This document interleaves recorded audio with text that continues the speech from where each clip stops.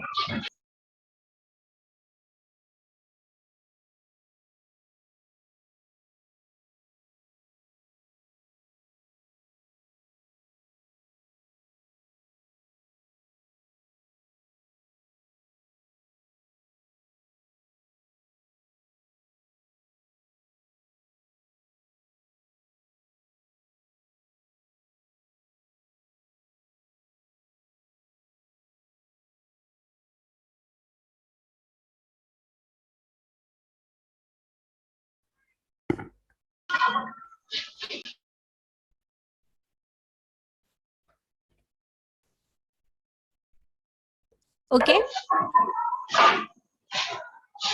Zaid Bakshi, please mute yourself.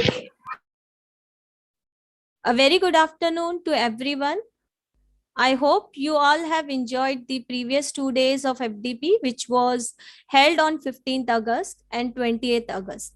I, Shaheen Momin, convener of the FDP, extremely delighted to welcome you all once again on third day of 5 days virtual faculty development program on strategies, tools, and techniques for researchers in the current scenario, organized by Central Library with internal quality assurance cell of Anjuman Islam's Kalsekar Technical Campus, New Panvel. It gives me an immense pleasure to welcome today's resource person, Dr. Akhtar Parvez, University Librarian at Maulana Azad National Urdu University, Hyderabad, and Dr. Janice Fernandez, Library Manager of Roehampton Library, London, Director Sir, Deans, Head of the Departments, and participants. To start with, as a tradition of Anjuman Islams, I will call upon Mr. Zaid Bakshi to recite and translate a few verses of Holy Quran. Over to you, Zaid Bakshi. Assalamu alaikum. Am I audible? Yes, Zaid. Bismillahir Rahmanir Rahim. Rabbi zidni ilma. My Lord, increase me in knowledge. Rabbi shrah li sadri wa yassir li amri wahlul uqdatam min lisani yafqahu qawli. My Lord, expand for me my best with assurance and ease for me my task, and untie the knot from my tongue, that they may understand my speech. Allahumma inni as'aluka ilman nafi'a wa rizqan tayyiba wa amalan mutaqabbala. O Allah, I ask you for beneficial knowledge, goodly provision, and acceptable deeds. Sadaqallahul Azim. Thank you very much. Jazakallahu khair, Zaid Bakshi. Thank you. On the first day of ABDP, we have learned how to start the literature review using open educational resources and Google tools, tips and tricks. Citing sources is fundamental to academic writing, and using reference management software is particularly helpful for writing projects or for researchers who assemble a large number of references. So on second day of FDP enables you to manage your references, organize your research, and quickly create citations and bibliographies using Mendeley and Zotero reference management tool. Now moving ahead, before you start writing your research paper or thesis, you all should know that the use of another's expression of an idea or work without permission or without proper attribution is considered plagiarism. Plagiarism, whether intentionally or unintentional, brings with it wide-ranging implications for researchers, academia, and students. Interestingly, did you know that using your own written material can also constitute plagiarism? The process of doing so, tough though unintentional, is not acceptable. Dr. Akhtar Parvez sir research presentation adds valuable knowledge about research ethics, plagiarism, its consequences, its reduction, and its avoidance, and also the constitutes of plagiarism and how you can proactively avoid the plagiarism trap, etc., are ensuring that your research is credible. Now, I request Professor Abu Sufyan Sheikh, Assistant Professor of School of Pharmacy, to introduce our resource person of first session, Dr. Akhtar Parvez sir. Over to you, sir. Sure. Am I audible, Ms. Shine? Yes, sir. Very much. Okay. So thank you, Ms. Shine, for giving me this opportunity. Assalamu alaikum and good afternoon to everyone. I am Abu Sufyan, Assistant Professor in AIKTC School of Pharmacy. I take this opportunity to introduce Dr. Akhtar Parvez. Dr. Akhtar did his PhD from the University of Delhi. He is currently working as University Librarian at Maulana Azad National Urdu University and is the nodal officer for all the departmental and 12 satellite campuses libraries of the university.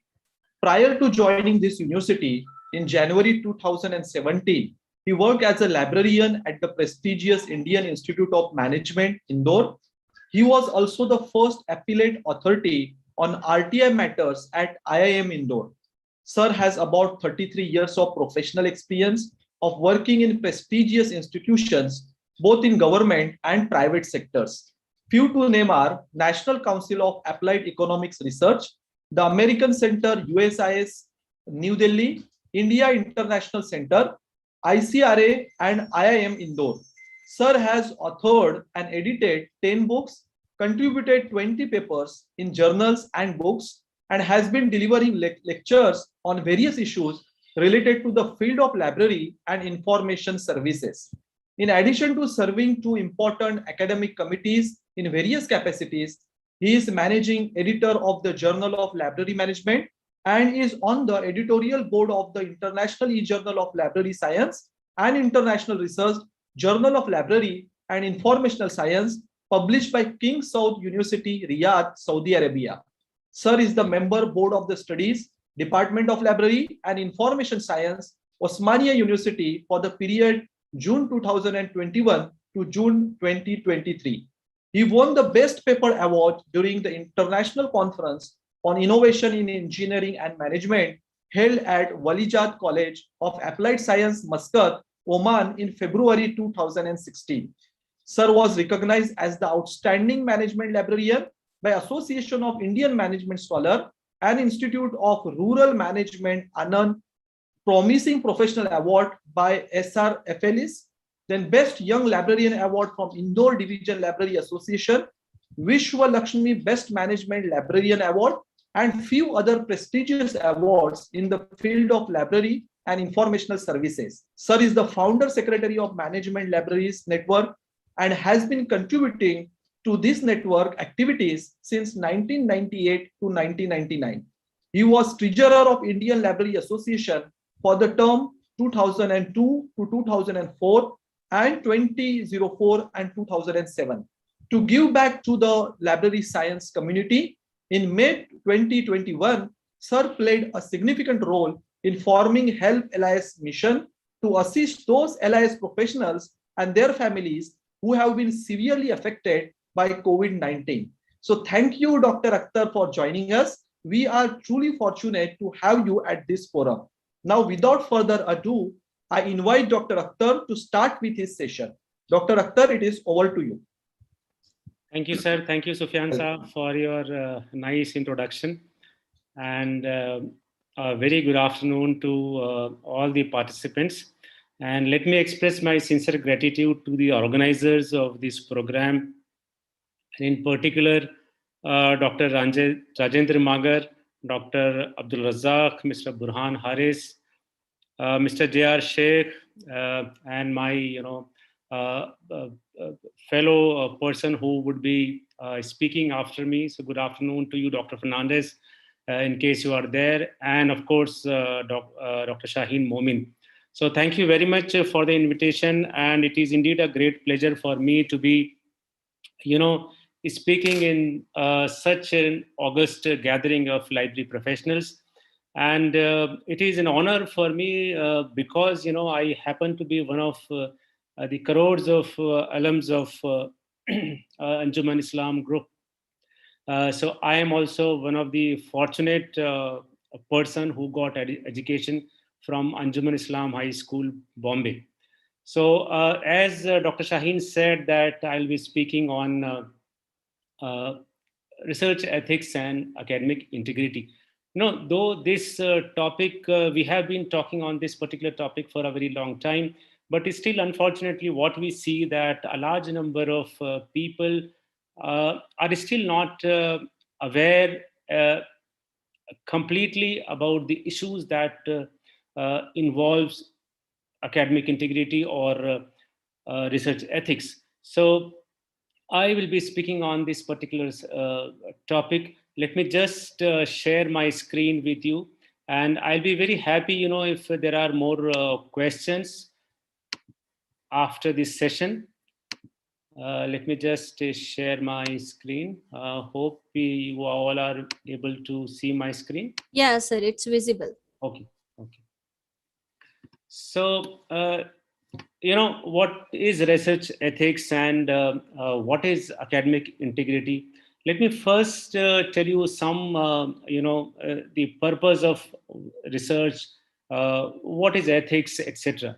The purpose of any research, especially academic research, is to fill the knowledge gap which is missing, to disseminate the research results or, whatever new knowledge we get through this research.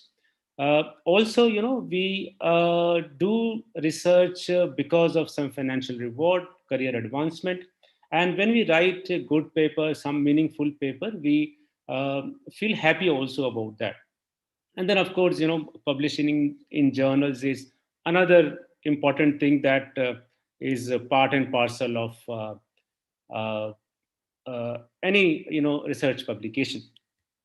But the challenges there are that we sometimes do not know what are the research tools which we have to see, how to observe academic ethics in writing, how to select a good journal, because now, because of open access journals, there is a lot of problem about predatory publishing. But having said that, let me tell you that there is a myth that all open access journals are predatory publishing, or majority of them. This is not correct. There are some wonderful journal in open access, and I suggest that to all the faculty and librarians who are part of this program to please promote this cause of open access, because if we write in open access journals, then obviously everybody would be able to see what we are doing. And definitely, it will be good for the new knowledge. So I'll not go into the details about predatory, but yes, I'll just say that this was a term which was coined by an American library scientist, Jeffrey Beal, and he described such predatory publishing as those journals which publish in low quality. The articles are published in low quality journals. They claim that they will do the peer review, but actually they don't do peer review. Basically, they sell speed. They say that we will publish your article in good journals rapidly. So these are some of the names by which this predatory publishing is known: fake journals, sham journals, deceptive, etc., etc. And there were a few tools by which we were able to know which are the predatory journals or which are the predatory publishers. For example, Beal's list was there, but now this list does not exist because of certain reasons. That list had to be removed. But then, we have Cable's database from where you can go and check, provided you have access to it. And then there is a list called Dolo's list where you can find the publishers and journals which are of low quality. Similarly, predatorjournals.com is another website. And there was a very small research on, on this publishing in predatory journals. Some research articles, which were published between 2015 and 16 were collected. And it was seen that around 51% of the people were publishing in fake journals, followed by private universities, institutions, state university, etc. And the publication pressure among the researchers and lack of monitoring the research being conducted were found to be the major factors contributing to this fake publishing. This is one good document which I think all the librarians and of course other researchers and faculty members should read this. And the why research is important for academic institutions. I'm sure everybody knows that research is extension of teaching. It enhances your knowledge. When you do research, obviously you come to know newer things which you can carry in your classes. And there is a visibility and recognition of academic institutions, promotion, visibility of your own research, your impact on the academic society.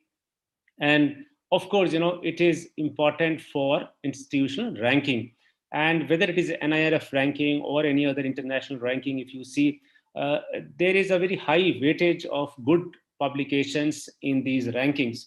And it is not just the number of publications, it is the quality where you are publishing.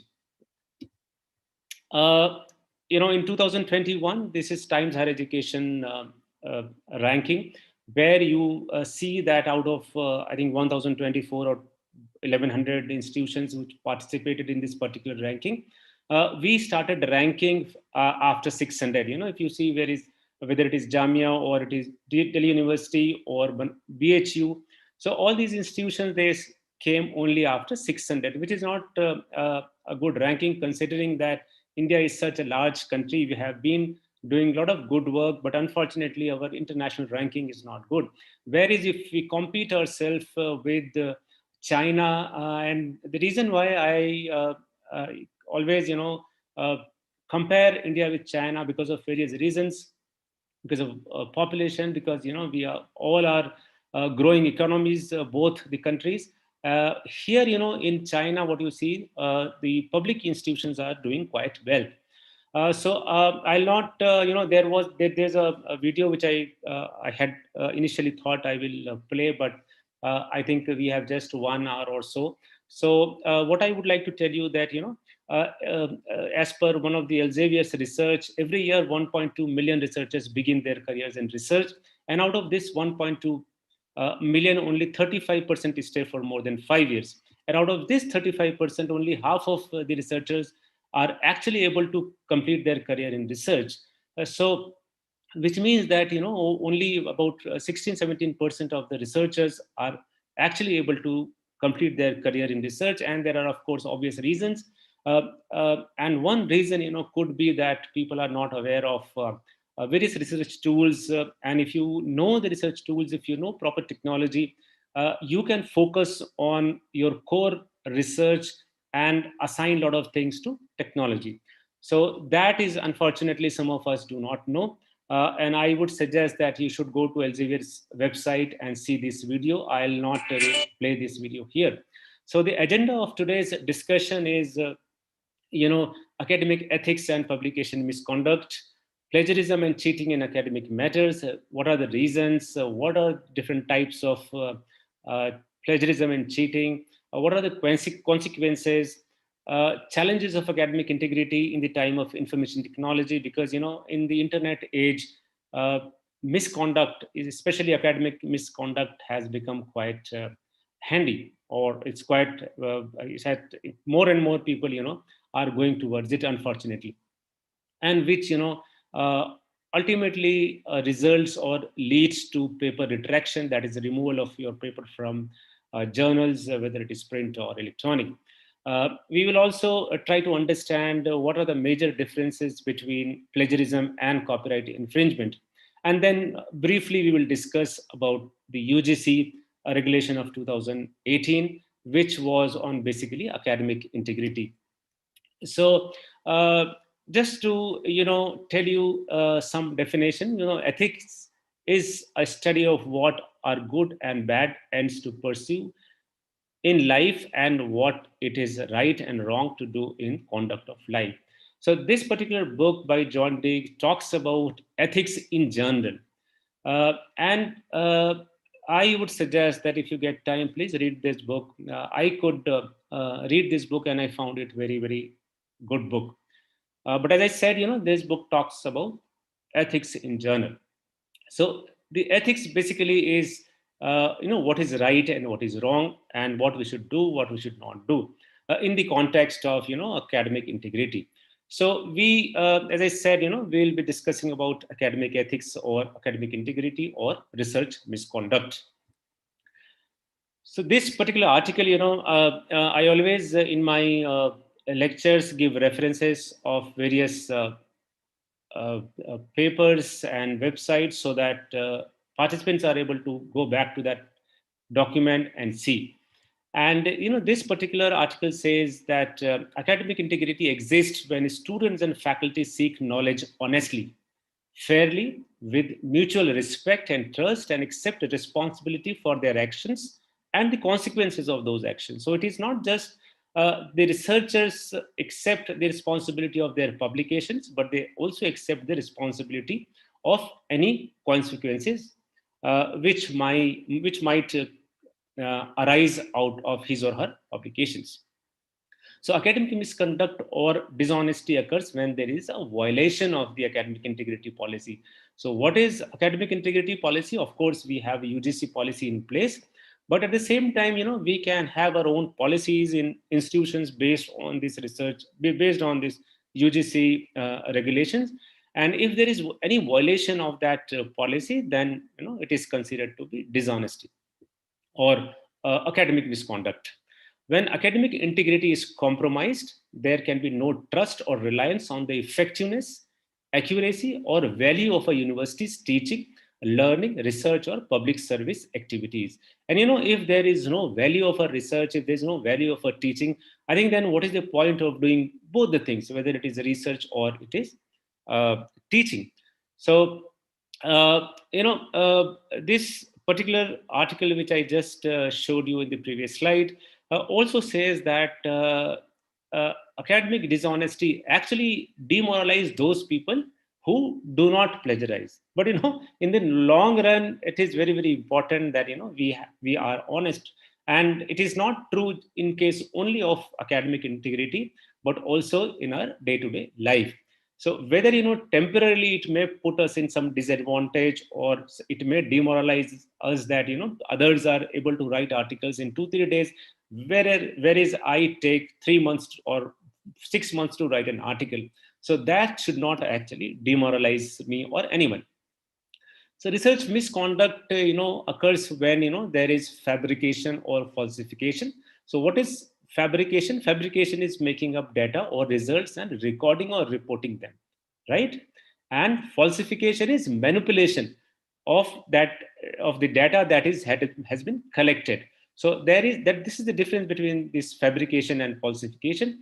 And that then another very common misconduct or academic dishonesty is plagiarism. So what is plagiarism? Plagiarism is the appropriation of another person's ideas, processes, results, or words without giving appropriate credit.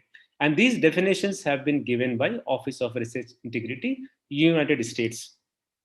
And research misconduct also, exists in authorship, in submission of our articles, and also when we are not transparent, when we don't disclose, when there is conflict of interest. So let me just tell you what kind of misconduct generally people do in authorship. So authorship is a, it's a joint decision of all the authors if it's a co-authored article. And the first author should obviously be the author who has more contribution, and others should be co-authors. So it is a decision which should be taken in consultation with all the authors, and it should be taken before the publication. It should, before sending the article for publication. It should not happen that without consulting my other co-author, I send my article for publication to any journal. And then, there is something called ghost authors. So ghost authors are those authors which are not visible, who do not appear in your article. So I pay someone and get something written for me. You must have seen a lot of newspaper articles where, in fact, just a couple of days back, I was seeing one of the WhatsApp message which referred to an article, which was suggesting that, the PhD thesis on sale, something like that. I have forgotten. So that is when the authors do not appear in your work, that is, such people are called ghost authors. And this is, of course, one of the serious misconduct in academic business. Guest authors, refers to those individuals who do not have any contribution to their study, but are made due to their affiliations or status, which might improve the chances of acceptance of my paper. For example, Shaheen, for example, I feel that she is very good in a particular area. So I request Shaheen that, you please become my co-author or first author, just because, I feel if I write Shaheen's name, people will, the publishers will know that Shaheen's name is associated with this article. So this must be a good article. So such authorship is called guest authorship. Okay, so which obviously has to be avoided. And gift authors are those who are made as authors just because of their weak affiliation with the study. Okay, because just because we want to gift the authorship to someone, and it usually happens. If you see librarians, if you see faculty members, there are some people who make their husbands or wife as authors without any contribution. So that is called gift authors. And this particular reference, International Medical Journal, here you can go and see in detail about what is the role of authors and contributors. Simultaneous submission is when you at one particular time you submit your article to two publications. So for example, if I have written an article, today I send it to one publication, tomorrow I send it to other publication, just because I feel that if it gets rejected from one publisher or editor, I'll be able to publish it in some other journal. But that is not the right practice, because what happens if there is duplication, then that is also duplication of publication. So that is also a serious misconduct. Also, if I'll try to tell you by example, if I have written an article in English language 3 years back, and if I want to translate that articles in Urdu language or some other language, and if I want to publish that article, then it is my duty, it is my academic duty that I tell the editor or publisher that, look, this article was published in English language, And this is a translated version of that article. So it is good on my part that if I disclose all those things. So that is very, very important. So, falsification and fabrication is, of course, as I said, research fraud. And not just this, even manipulation of images, a lot of people do. And a lot of manipulation or fabrication of data is done. And it has been seen in a lot of past cases which were reported by various universities or institutions.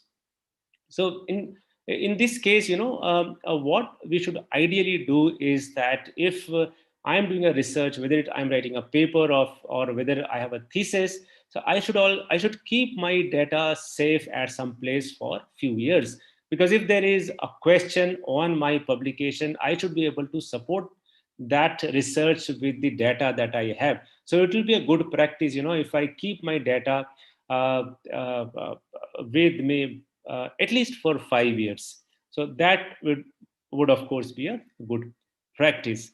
And salami slicing, is when I want to make two papers out of one meaningful papers unnecessarily, just because I want to increase my number of publication. I just do that. So that is also not a good thing. If there is a paper, if there could be only one paper out of that, we should not make any attempt to unnecessarily put that or make that paper into two articles. So that is also one of the forms of research misconduct.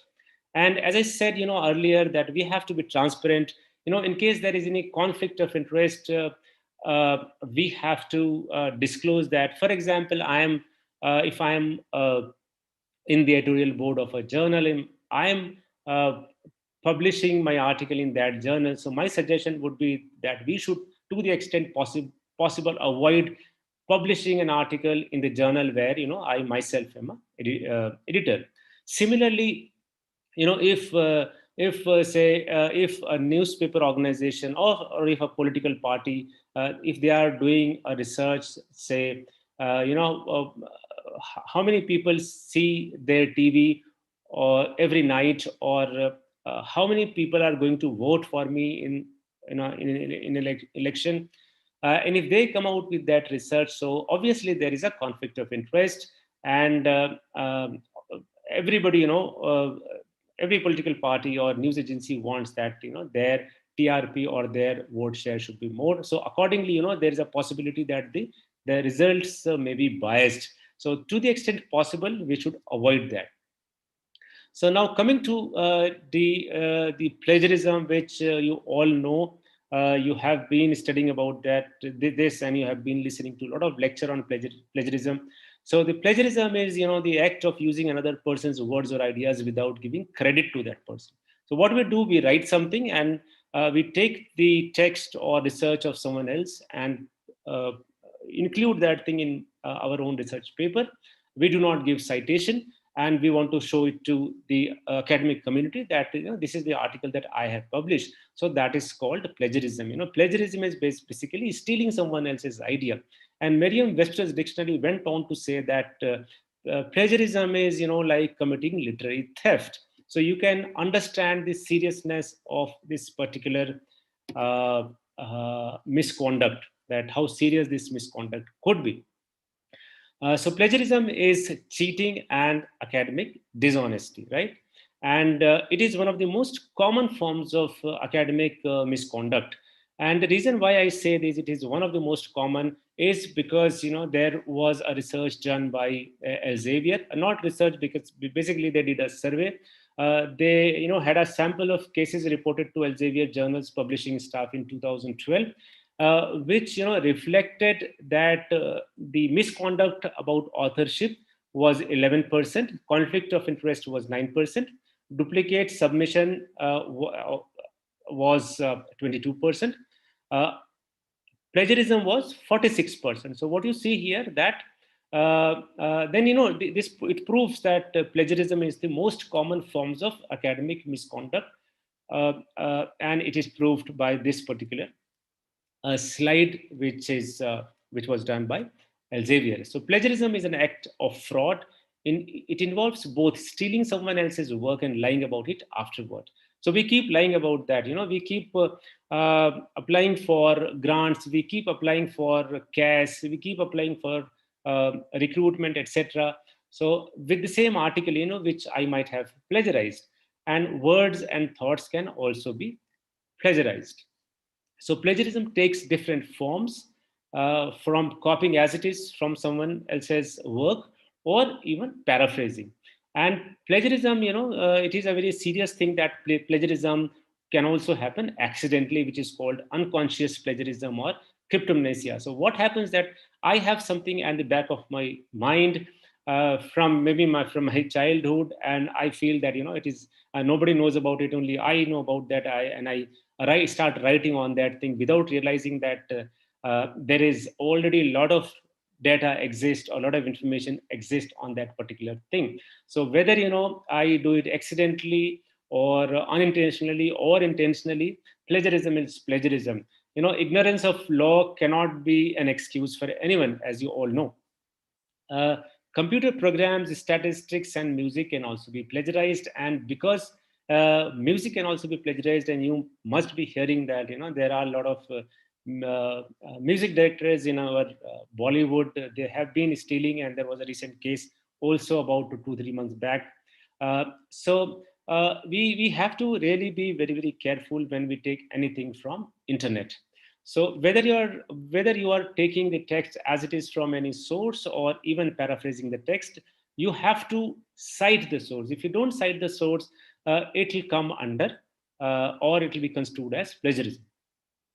So images, as you know, can also be plagiarized. So if you have any doubt about any image, and every time we see a lot of fake images, have our WhatsApp messages are full of fake messages, etc., fake videos. So it will be a good thing to go to Google and check whether those are fake or real. So I think this is a very good application which you can always use.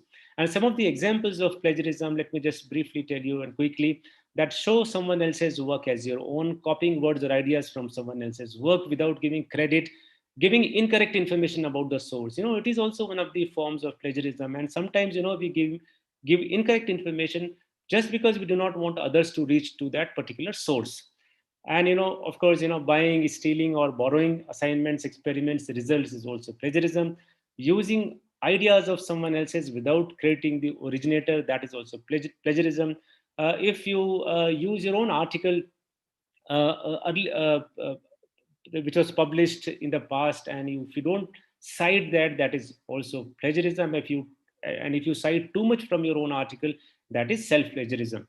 So or sometimes what happens, we take so much data from others in an article that it makes up our article. So it is, I think, better to write review article than a research article, because if you write review article, that's perfectly fine if you are using all the data which was previously published, and you don't have anything new to show to the public. And if in case of students, alteration in answer sheets for submitting the same for reevaluation, okay, and of course asking someone else to write for you.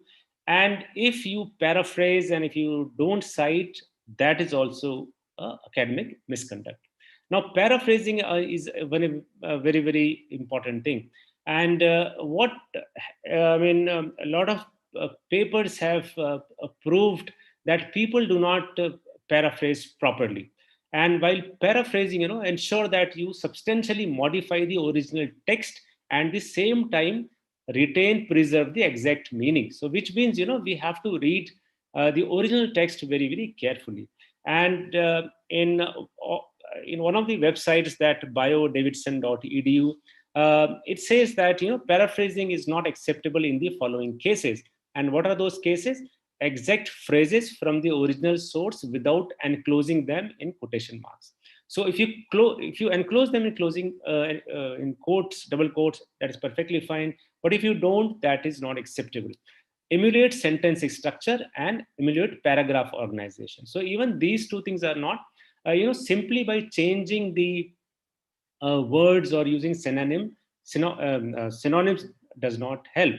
So in paraphrasing, my suggestion is whenever we do paraphrasing, you must read the original paragraph or text very, very carefully. If possible, read it 2, 3, 4 times.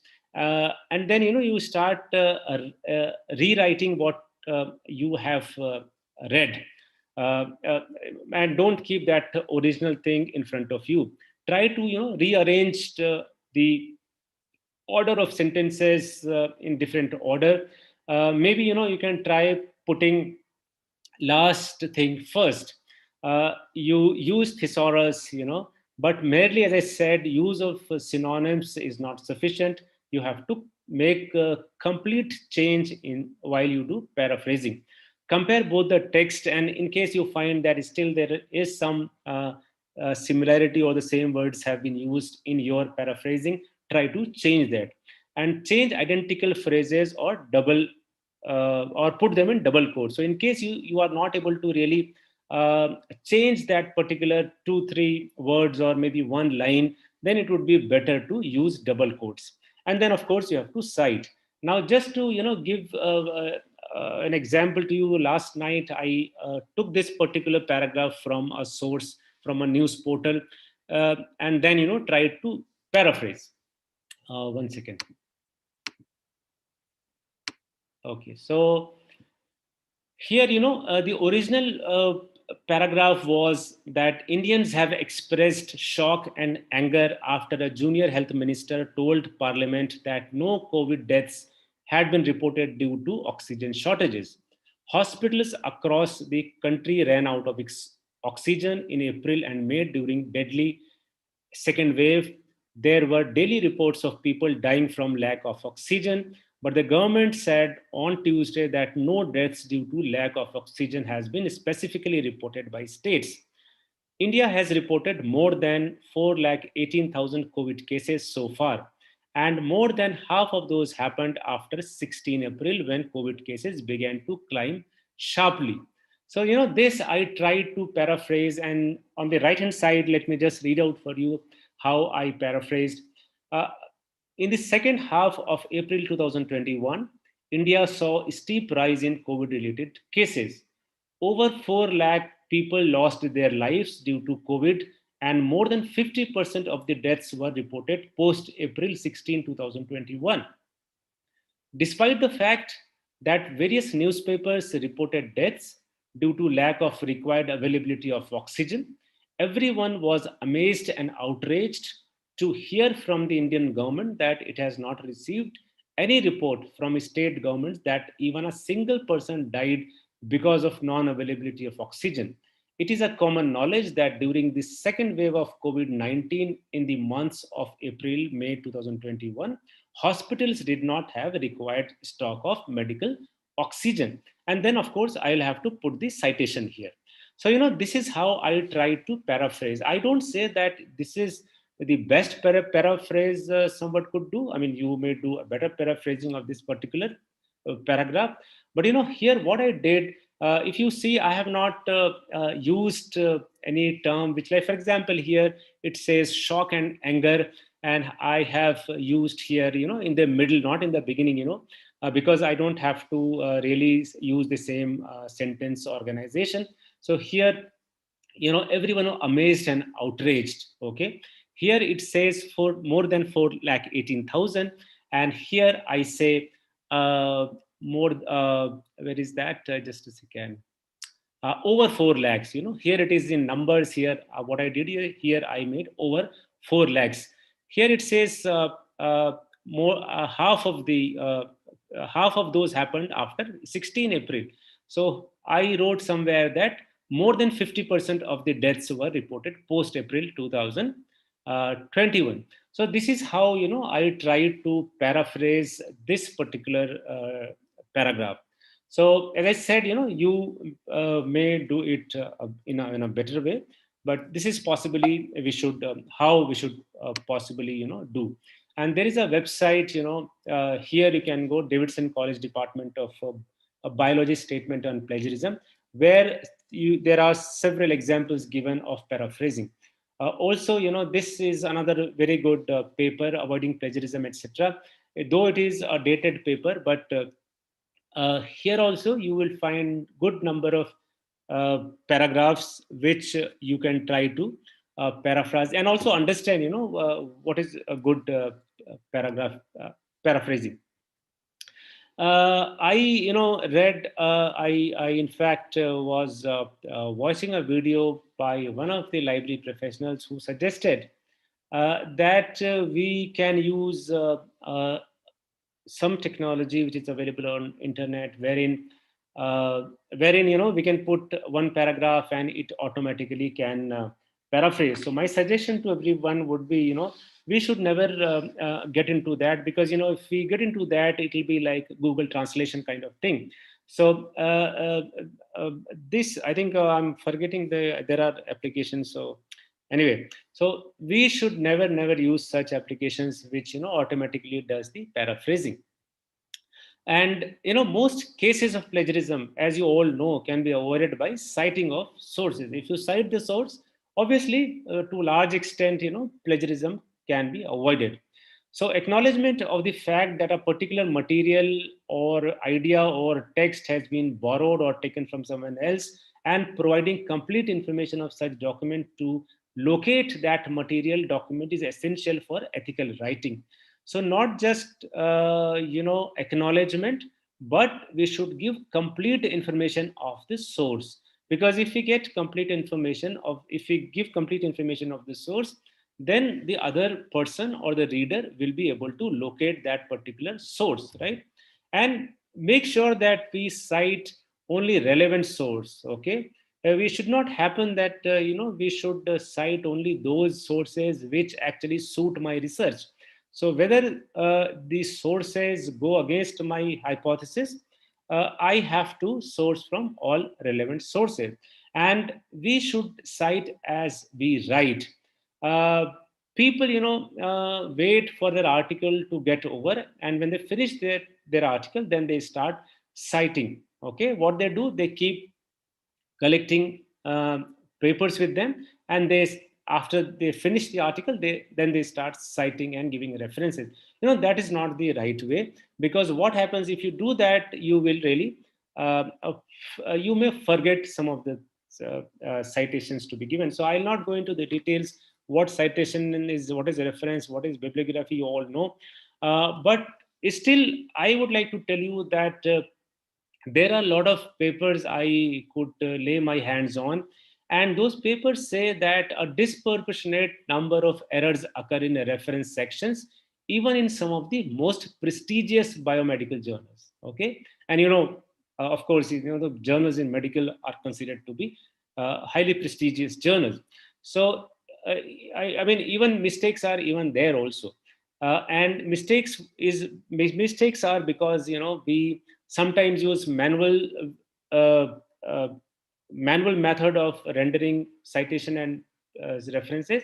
Sometimes we when I review some papers or some thesis, then I find that the citations and references are not matching. People do not give a date of the of in the reference part, on which date they actually access that particular information.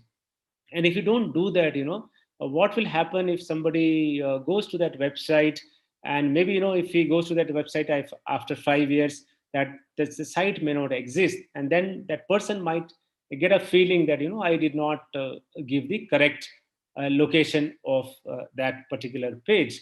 So I think that has to be avoided. So what I was telling you is that I see that matching of citations with corresponding references is very, very important. There are a lot of spelling mistakes what we generally see. Citations and references should preferably be chosen from the original source and not from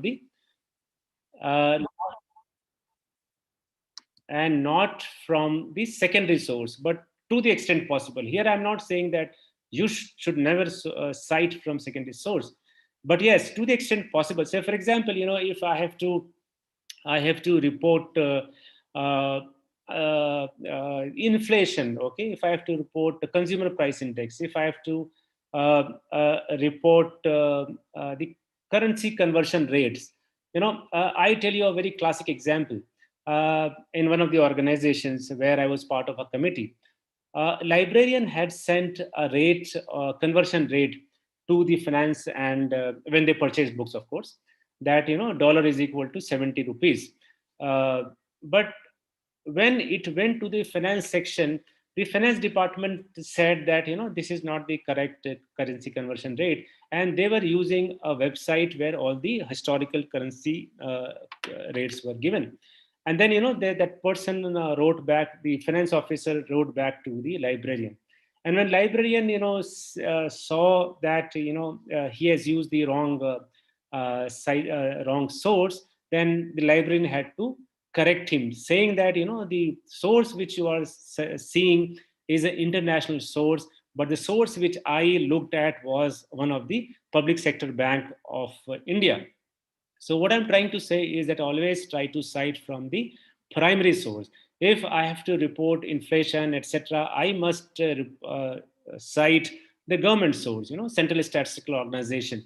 If I have to report, the foreign trade statistics, instead of just going on the internet and taking data from there, it will be a good idea to simply go to the Directorate of Foreign Trade Statistics and get the data from there. Similarly, industry statistics. So why not go to Ministry of Industry website and see the data. Though if the data does not match with other data, I mean, of course, you can write all those things, discussion part of your paper, and cite only what you consulted. It should not happen that I am citing from a journal article, though I had actually consulted the same paper in conference proceeding. So I think we should cite only what we consult. Citing a source which is not available to the researcher is not right. Okay, it should not happen that a source is not available to me and I'm citing from that source. And it is very, very important to give credit to the person who initially discovered something, right? For example, here I have given an example that according to Einstein, 1930, as cited in Pervez 2020, theory of relativity in physics is like that. That's okay. This is as per API style. So what the author here has done is that though he has cited from an article of Pervez, which was published in 2010, but at the same time, because Pervez in his article must have cited Einstein article. So here, it says, according to Einstein, within brackets, I give, the year of publication of Einstein article as cited in Pervez, and then I write what I want. And this is the API style, and there can be other styles also. So, and then you should cite all relevant sources which are in your favor or go against your research work or hypothesis. So that is very, very important. And selective citation of literature is always bad. It should not happen that we keep citing from a select journal. There's a possibility that some publishers or some editor approaches us and they tell us that you please cite from our journal, because if we keep citing from one set of journals, then there's a possibility that there will be a misrepresentation in the impact factor of or CITE score of that particular journal. Okay, so what I suggest is that you should look at a variety of sources, and also unnecessary citation of authors' previous work is not good. It is not, or it is unethical. As I earlier also said, that it will amount to self-plagiarism or self-stealing. Citing on the basis of abstract is also not right. To the extent not to the extent possible, but you should always read the full article. Citing from the correct version is essential, that I already said. Citing from redirected journals should be avoided. It should not happen that you cite from a journal which has already been retracted. So it would be a good idea to see which are the retracted articles. So that we will discuss a little later. Facts are usually not copyrighted. However, if such facts are results of someone's research work, it would be covered under intellectual property right? So citation references, there are a lot of styles, Oxford referencing, AMA, APA style, then there are other US government style, Chicago Manual of Style, MLA handbook, Harvard, Oxford, etc. So there are large number of styles, and in every style rendering will be different. So I'll not go into detail, but yes, what I want to tell you, for web page there will be a different rendering, for for journal article different, for book different, from a website if I take something, rendering will be different. If I take something from a YouTube video, the rendering will be different. And for every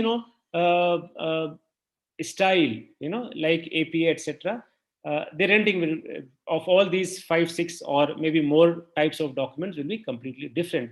So it becomes very very difficult for every researcher to just memorize these things. So the best thing would be to as I always say, that one must use technology. So here, on this particular slide, what I have done is that on the left hand side, I have tried to give in some core areas, and these I have borrowed from the UGC regulation document, that is abstract, summary, hypothesis, observations, results, conclusions, and recommendations.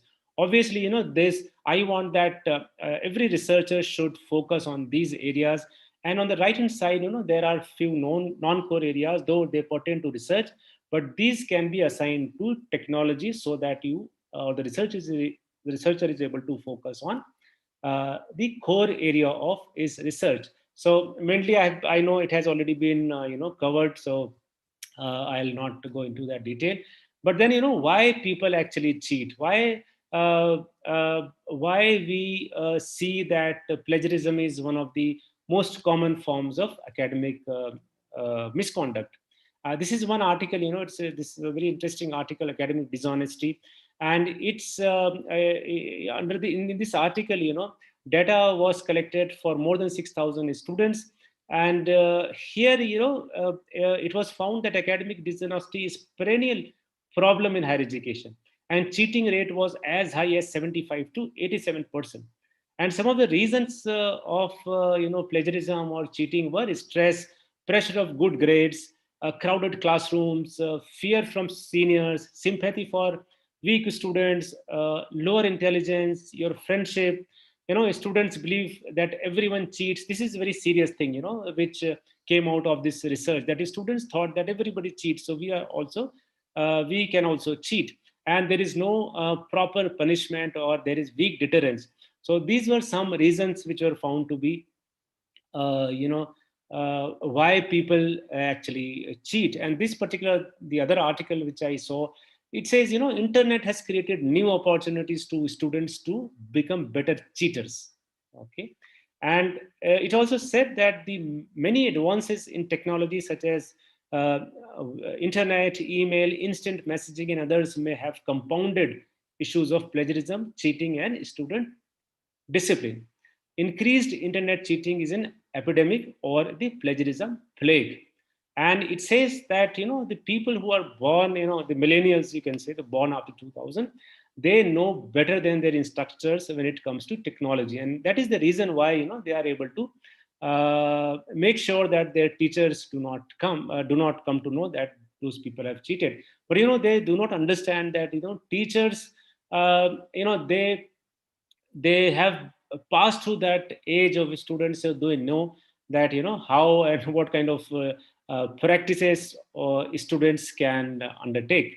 And when it comes to, now because of COVID, what we see that a lot of online teaching is going on, a lot of digital content is being used. So here the problem is more with regard to, plagiarism or copyright infringement. So here we have to be really very, very careful. And the reason why I say one should be very, very careful, because we have been taking a lot of images from Google. We have been taking some video clips from internet.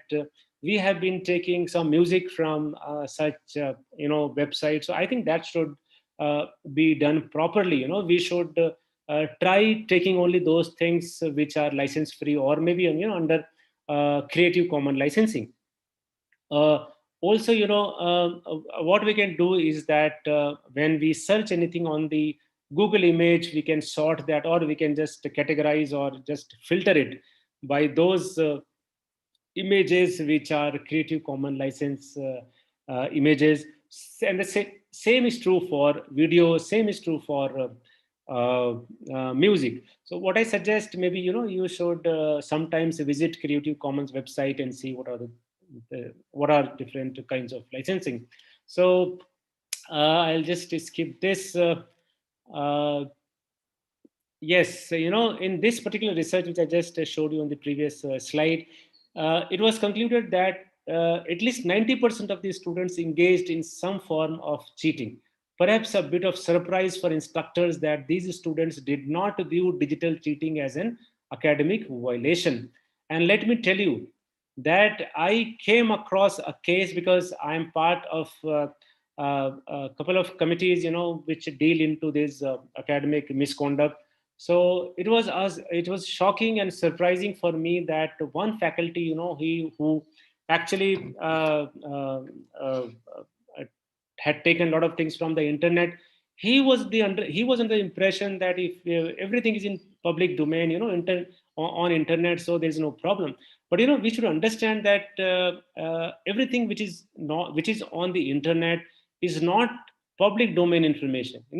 The definition of public domain information is completely different. Public domain information is that information when the copyright has expired. Public domain information is when I, as a contributor to internet, I put something on the internet which is not licensed, or you can say which is under Creative Commons licensing. So I think that understanding really has to be there with our faculty members, and of course researchers, and obviously librarians, because librarians are considered to be the experts in these areas. So we have to make ourselves understand about these small issues. And this is, I really like this image a lot, and it says plagiarism is a problem that comes from a lack of creativity, which is true actually. Okay, if you are not creative, obviously you will not be able to write something. So that creativity is very, very important. And if we don't if we start plagiarizing, if we do plagiarism, and if we have done plagiarism in the past, obviously the consequences are serious. And this is a German minister who had to lose his job and doctorate both. And this is a very recent example of August 13, 2021.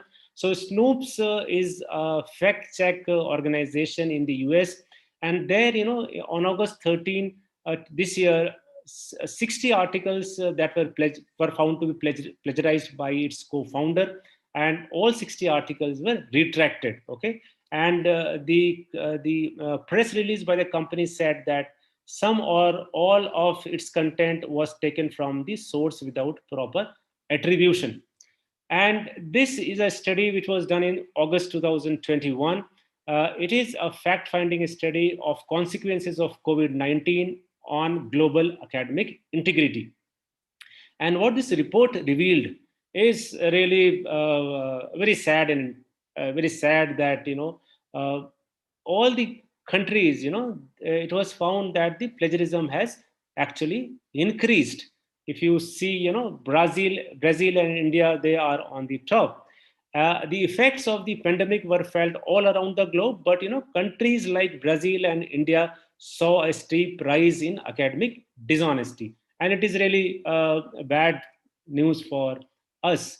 And they also categorize these misconduct in the form of high school. There it was seen that there was a rise of 43%, followed by 31% in graduate schools, and undergraduate was 29%.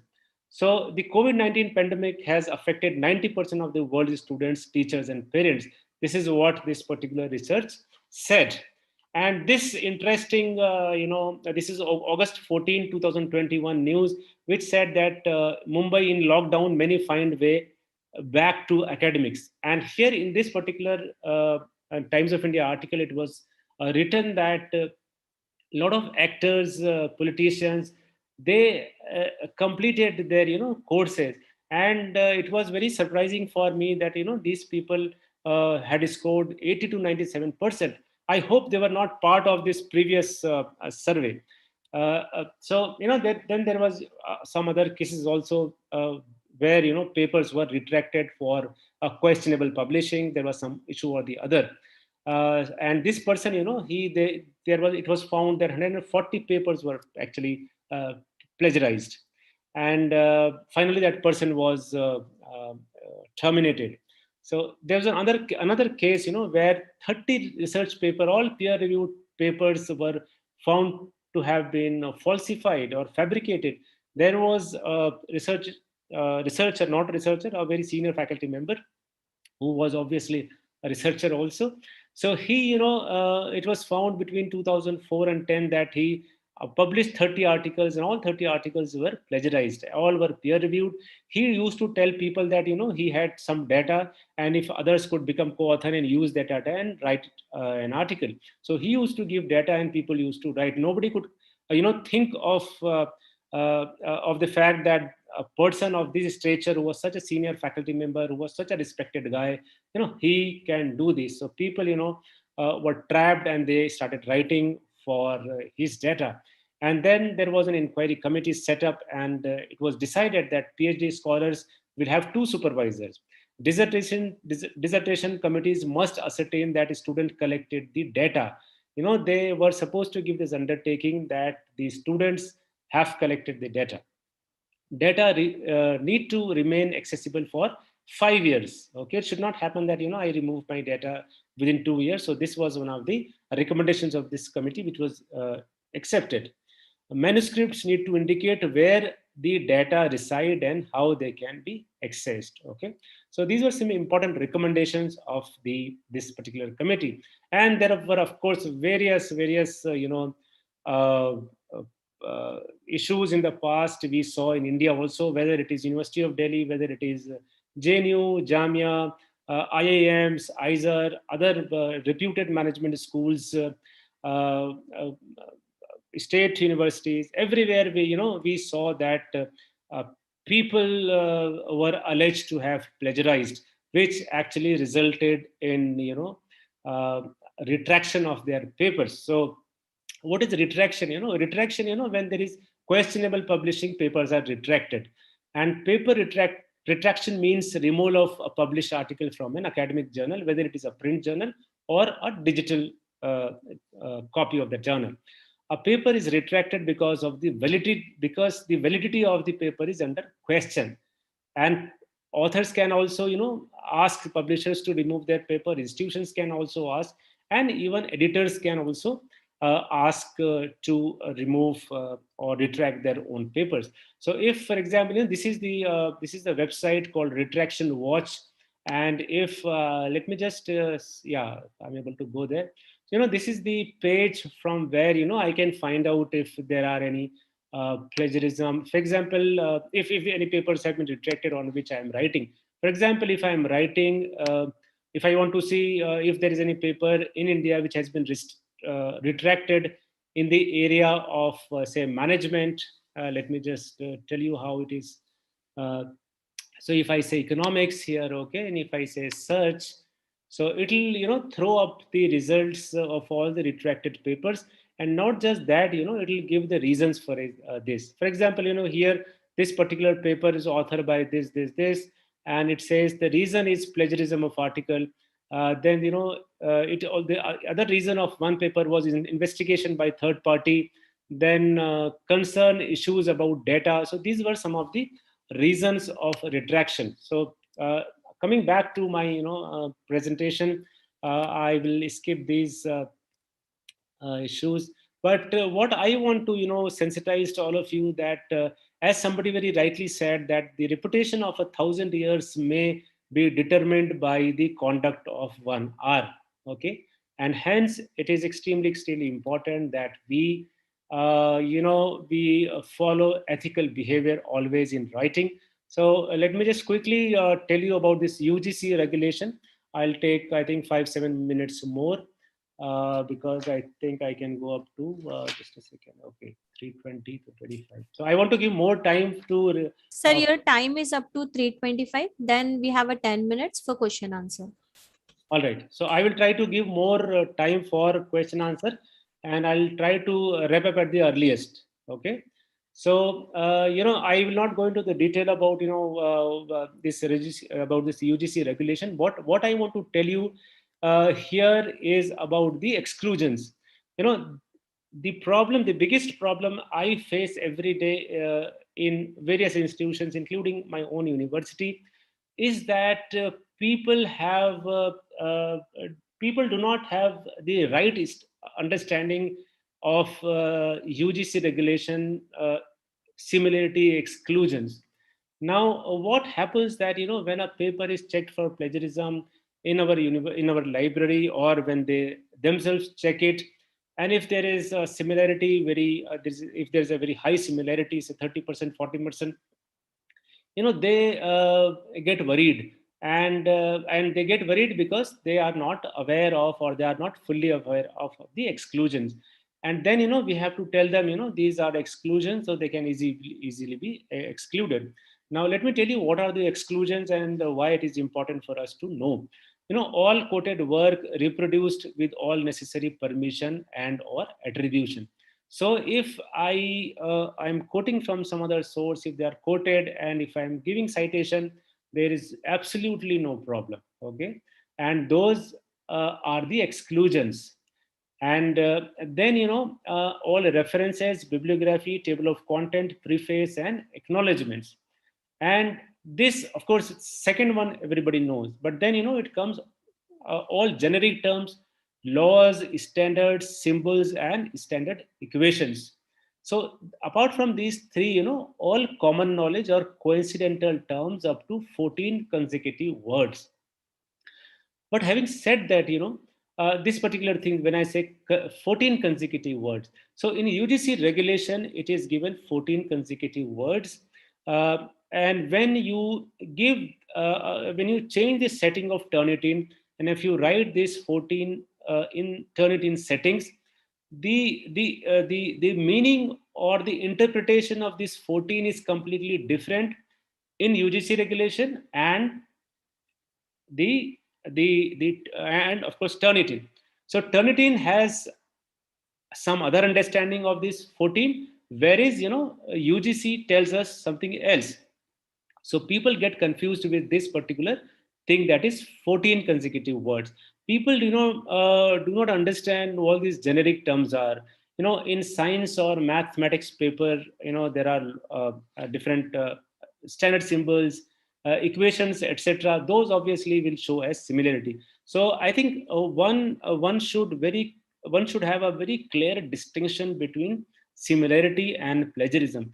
Let me tell you that similarity, all similarities are not plagiarism. Okay, there is a possibility that there could be 40% similarity, but when you actually start seeing the paper, you find that the plagiarism was just maybe 15%. Okay, so that I think, and these softwares are for detecting similarity, not plagiarism, right? Because the similarity index, which is thrown up by these softwares, actually takes into account of every content which is there in the repository, and the similarity index will differ from software to software. And the reason is because the repository of one particular software will be richer compared to the others. So that I think we have to understand. So I'll not really tell you about these what is that generic terms, etc. I hope you all know it. What we have done, here in our university, we have created one form, that is supervisor's exclusion report. And then we ask the supervisor that you please let us know what are the exclusions to be done, and then we give a revised report to the student, revised similarity report. Now when it comes to the punishment, what kind of punishment can be given, Obviously, I'll not go into the detail, but what I want to tell you, when it comes to students, the maximum punishment could be the cancellation of registration, and for faculty, it can be termination if the university finds that there is a repeated plagiarism of level 3. So level 3 is 60% or more. So if there is repeated plagiarism, then the university can recommend termination of, I mean, not the university, but the institutional and academic integrity panel. And okay, so I will skip this also, but what I suggest that you should read that UGC regulation 2018 very, very carefully. You should read the definitions given there. What is the definition of a script? What is the definition of author? What is the definition of all other terms that has been discussed in that particular regulation? So I came across a situation where the faculty said, how can you recommend punishment for me, because I took vice chancellor's approval for publishing this article. Someone said that Oxford University Press, Cambridge University, not a press, Oxford University, Cambridge University, they have purchased my publications. How can you say that my books had plagiarism? These are not the criteria by which somebody or the relevant body will decide that whether somebody has plagiarized or not. So I think here that is the reason why I said you should understand the definition of author there. So these are two panels, which are to be constituted by every university to take up these cases. So let me just quickly, tell you the definition of, the difference between copyright infringement and plagiarism. Copyright infringement is using someone else's work without obtaining their permission. So here, when you don't take permission, but here, when you don't cite, okay, so that is the basic difference. In case of copyright infringement, only affected party lodges the complaint with the relevant body. Okay, but here anybody can go to the university or send a mail or send a letter saying that somebody has plagiarized. So copyright comes under criminal law system where this does not come. The NDLI has recently come out with a copyright guide. I have started reading it, but I have not fully through with it. So I think it will be good if you can also just see that. So there are a lot of things, there are a lot of documents which I keep telling people to see, because if you read more, as somebody told me in the beginning of my career, that if you read, you will realize that people around you are ignorant. So my suggestion to you is, and this is another very good document of Taylor and Francis, so you must read that. This is another document, good academic research practice by University Grants Commission. So that you can also read. What we have done, here is that we have prepared a code of ethics in research and publication for our university, and we have covered a lot of things. But yeah, the basic things that we have followed in this particular policy is that we have the basis of this is the UGC regulation, but then we have done some changes, to suit our university's requirement. So you can, also try drafting such a policy. If anybody wants, I will have no problem in sharing this document with you. So let me just conclude by saying that, if you know these things well, obviously you are a relaxed person, and you will not be really worried about things related to the academic ethics if you are well aware of it and if you follow academic ethics. It should not happen that we write something where nobody reads and nobody cites. One paper said that 90% of papers that have been published in academic journals are never cited. As many as 50% of paper never read by anyone other than their authors, referees, and journal editors. So I think we should always write meaningful articles. We should be try to be smarter than others. We should use technology, I always say, because if you don't follow technology, what will happen? Other researchers who use technology for everything, they will be far far ahead than us. So we should follow publication ethics because publishing ethically is the only way. So with these thing, I would like to thank the organizer once again, and in particular Shaheen for giving me the opportunity to speak before you. Thank you. Thank you so much, sir, for an informative session. Next, FDP is on copyright, Creative Commons licensing, IPR, and patent filing only, sir. Oh, I have learned a few things from your presentations, like retain the research data for at least 5 years. Salami publication, SNOPS retracts, fact-finding study which you talk about the pandemic, and retraction database.org. I'll try it once, definitely. Now session is open for the question answer. Participants are requested to ask their questions, or they can ask their question through the chat box. good afternoon, Dr. Fernandez. Nice to see you. Good afternoon, sir. Thank you. So there is one question from Aisha Siddiq in the chat box. Paraphrase is not plagiarism. Plagiarism. If it is done, Aisha Siddiqa of our university, I think yes. Just a second. No, paraphrasing. If it is done properly and it has been cited, of course it is not plagiarism. But if it is not done properly, if you are using the same structure, if you are using the same kind of organization which has been used, if you are using simply synonyms and not really changing the way you write, then of course it is plagiarism. But what you should do is, you should paraphrase properly. You should always cite, and if you do that, there will not be any problem. There is one more question from Smita Vedak ma'am.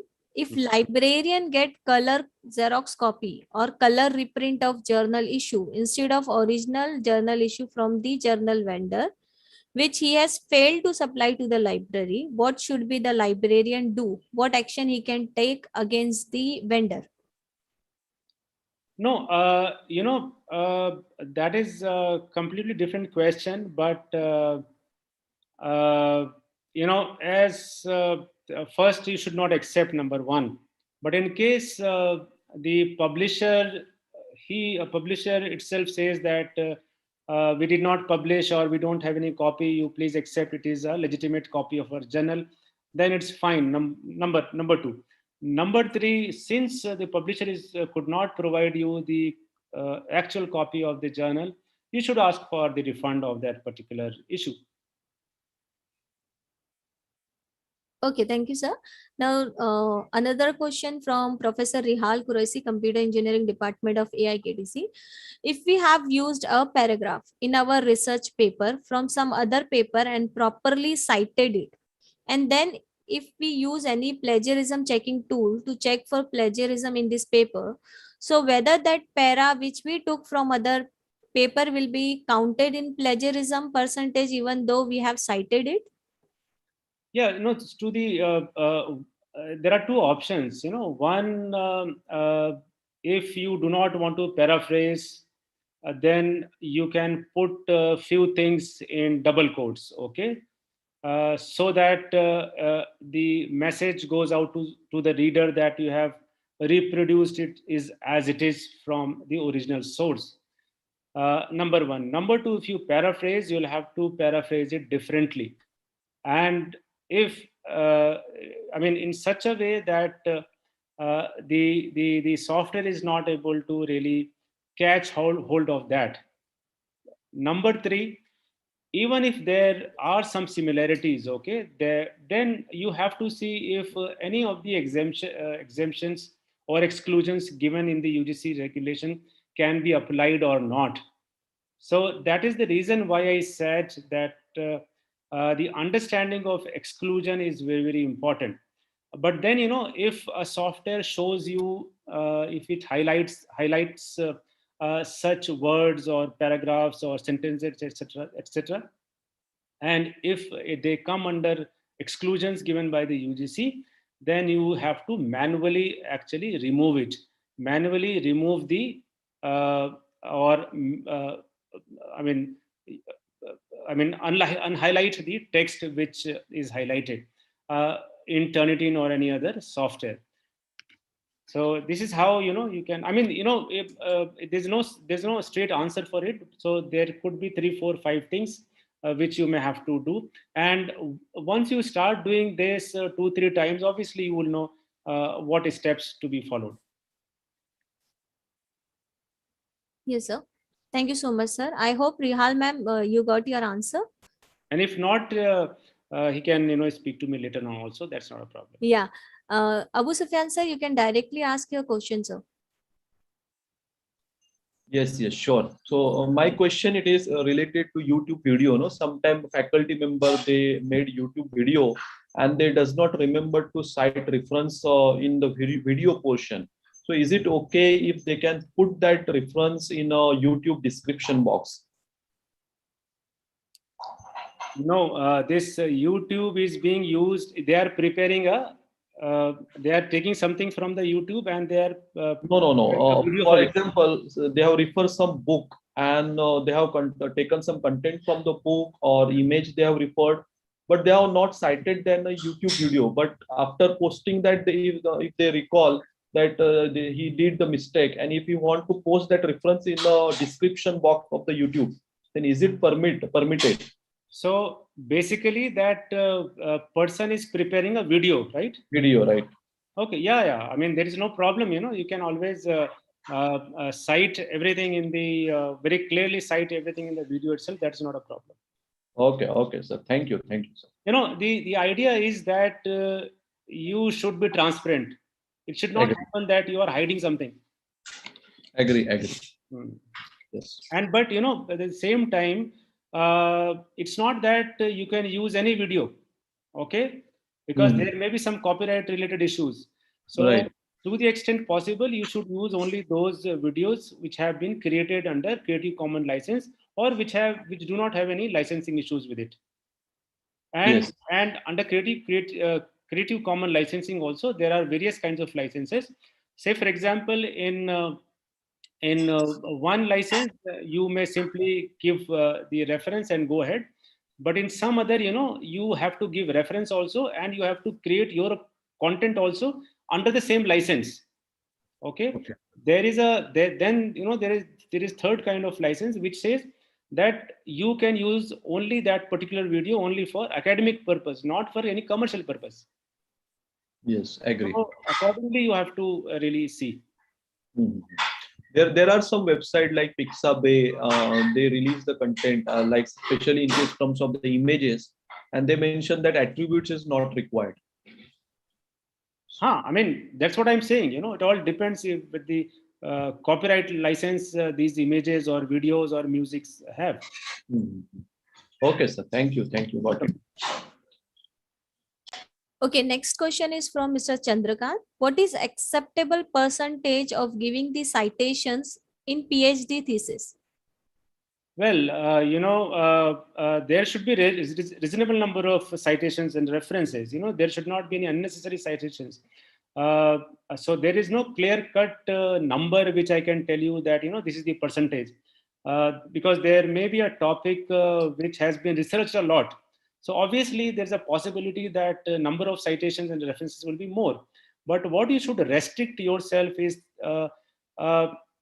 always cite the recent, like last 5-10 years. But having said that, never forget to cite a document or text or idea which may be 100 years old. But if it is very important for the study, you have to cite that also. So I think there is no clear-cut answer to this Mr. Chandrakant's question that what should be the percentage. But yes, there has to be reasonable number of citations. There should not be unnecessary citations from sources which probably are not important for that particular research. So I think that a researcher can really take a call. And my belief is that if I am doing a research, I think I know very well what is relevant, what is important for my research, and what is not important, what I can leave. So those things I think really one has to look into. Thank you, sir. Next question is from Professor Taib Qureshi. Can we cite attribute various online materials for our online content PPTs for education purpose because we may find someone else material more convincing and better? You have to. You have to. You know, more disclosure, more transparency you keep in your documents, it gives a lot of authenticity to your document. People know that you have read a lot. Okay, and after reading a lot, you have written something or prepared a video. So I think you have to really there may be some other video which may be more convincing. So what? I mean, obviously, everybody has his or her own ability to deliver a course. Okay, there may be good teachers also. There may be average teachers also. So just because some other video is more convincing than mine, and if I don't cite, I think the citing is very, very important. I think let us be very clear that we have to be very, very honest. And you must have seen, not that I'm praising myself, but just to give you an example that in my presentation, I have not just went on and told you. I could have told you that you do this, do that, but in almost every second slide, I told you that this is the reference from where I've taken. And giving more reference, I think it helps the reader, it helps the person who sees that video. Hope I could answer. I don't know. Yes, sir. Very much. From Dr. A. Siddiqui, who should decide which software to be used for checking similarity because UGC regulations are silent in this regard? UGC is silent in many things. So I think it's better we talk less about that. But you have to evaluate yourself. Why you want UGC to tell you everything? Why you want Yes, UGC sir. to tell you which software you want to use in the library? I mean, why you want Inflibnet to tell you that you use the Soul or any other software? You yourself should make yourself confident about the librarianship. But yes, I'm not saying you don't ask anyone. You can ask some people which is the best software. You do, like I'll tell you, when we wanted to purchase these library these similarity detection softwares, so we compared three softwares, and we put a document in one software. The same document was put in other software. The same document was put in the third software, and then we assessed how it actually gave us the similarity index, which one was better, which one was giving higher similarity index. So we preferred the one which was giving higher similarity index, not that which was giving lesser similarity index. Because if you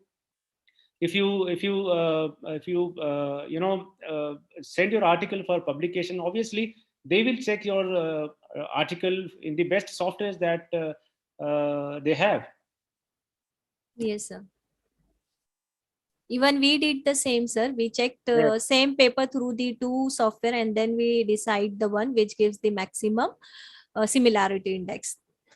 Why plagiarism, by Aisha Siddiqui, why plagiarism has raised in India and Brazil during COVID-19?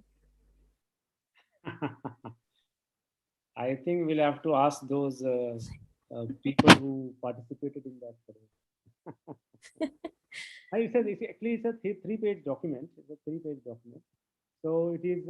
I did not. I just read the summary of because last night I read. It was a recent report, so I thought I must.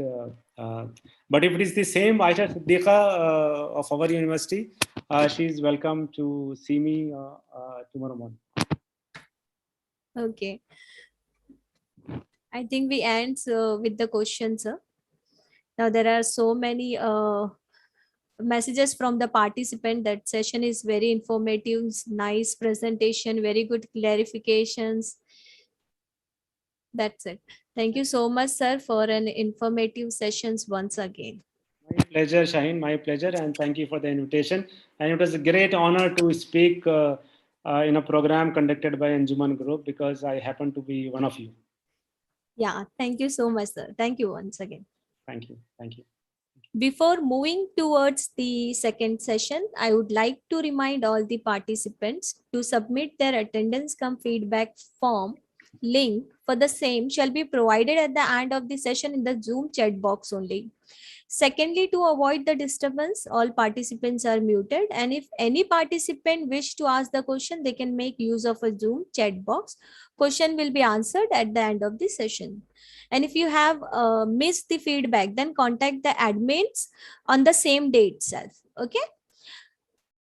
Now we have a session by Dr. Janice Fernandez on research methodology. Research methodology is the specific procedures or techniques used to identify, select, process, and analyze information about a topic. In a research paper, the methodology section allows the reader to critically evaluate the overall validity and reliability of the undertaken research work. Now, I request Professor Abu Sufyan Sheikh, Assistant Professor of School of Pharmacy, to introduce our second resource person, Dr. Janice Fernandez. Over to you, sir. Sure, madam.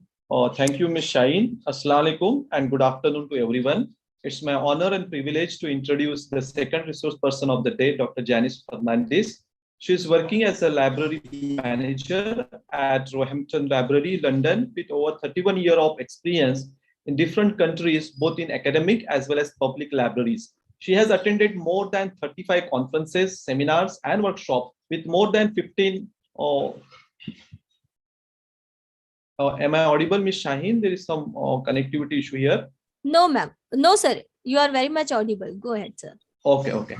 She has attended more than 35 conferences, seminars, and workshops with more than 15 research papers to her credits and 2 Best Paper Awards.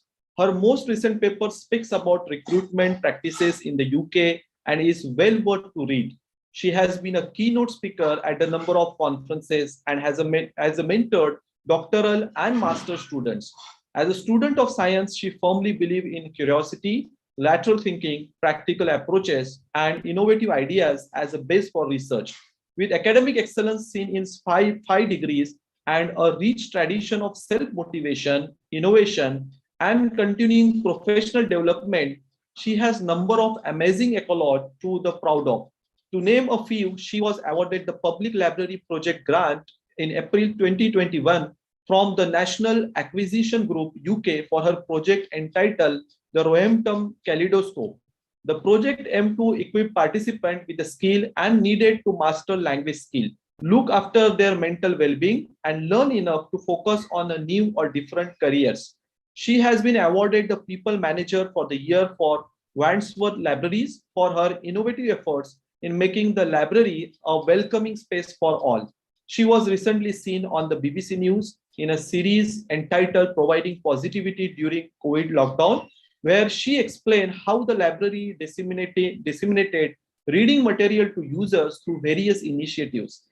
Besides event management and public speaking, her skill in personal and professional communication compel her to motivate, guide, and lead people towards research and innovation as a means towards self-satisfaction.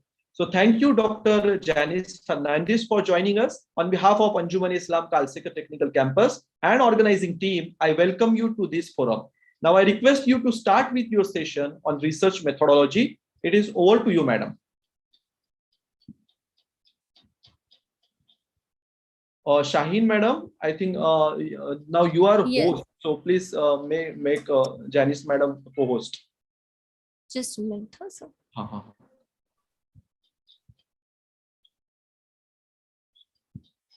Yes, ma'am. Now you can share. Over to you, ma'am.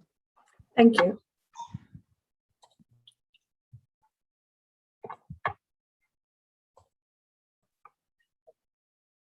Can you see my screen? Yes, ma'am, it's visible. Thank you. So very good afternoon to you all, and thank you for this wonderful opportunity to join you all on this journey into research. Research is something that's always close to my heart. And it's something which has not only become the academic side of me, but the personal side of me as well. And I think I've just started thinking in a scientific way in all aspects of life.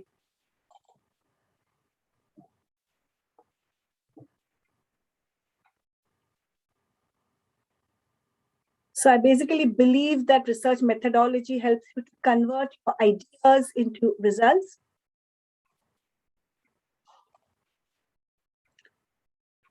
Some of the things that I think we can look at today are the research cycle. We're going to be starting basic things like types and the what and the why and the why not and the how.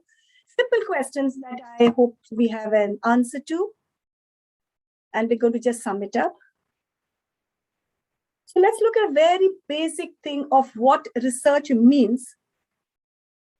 Let me just switch off my phone. So thank you. So basically, research is, it means re and search, that's search again.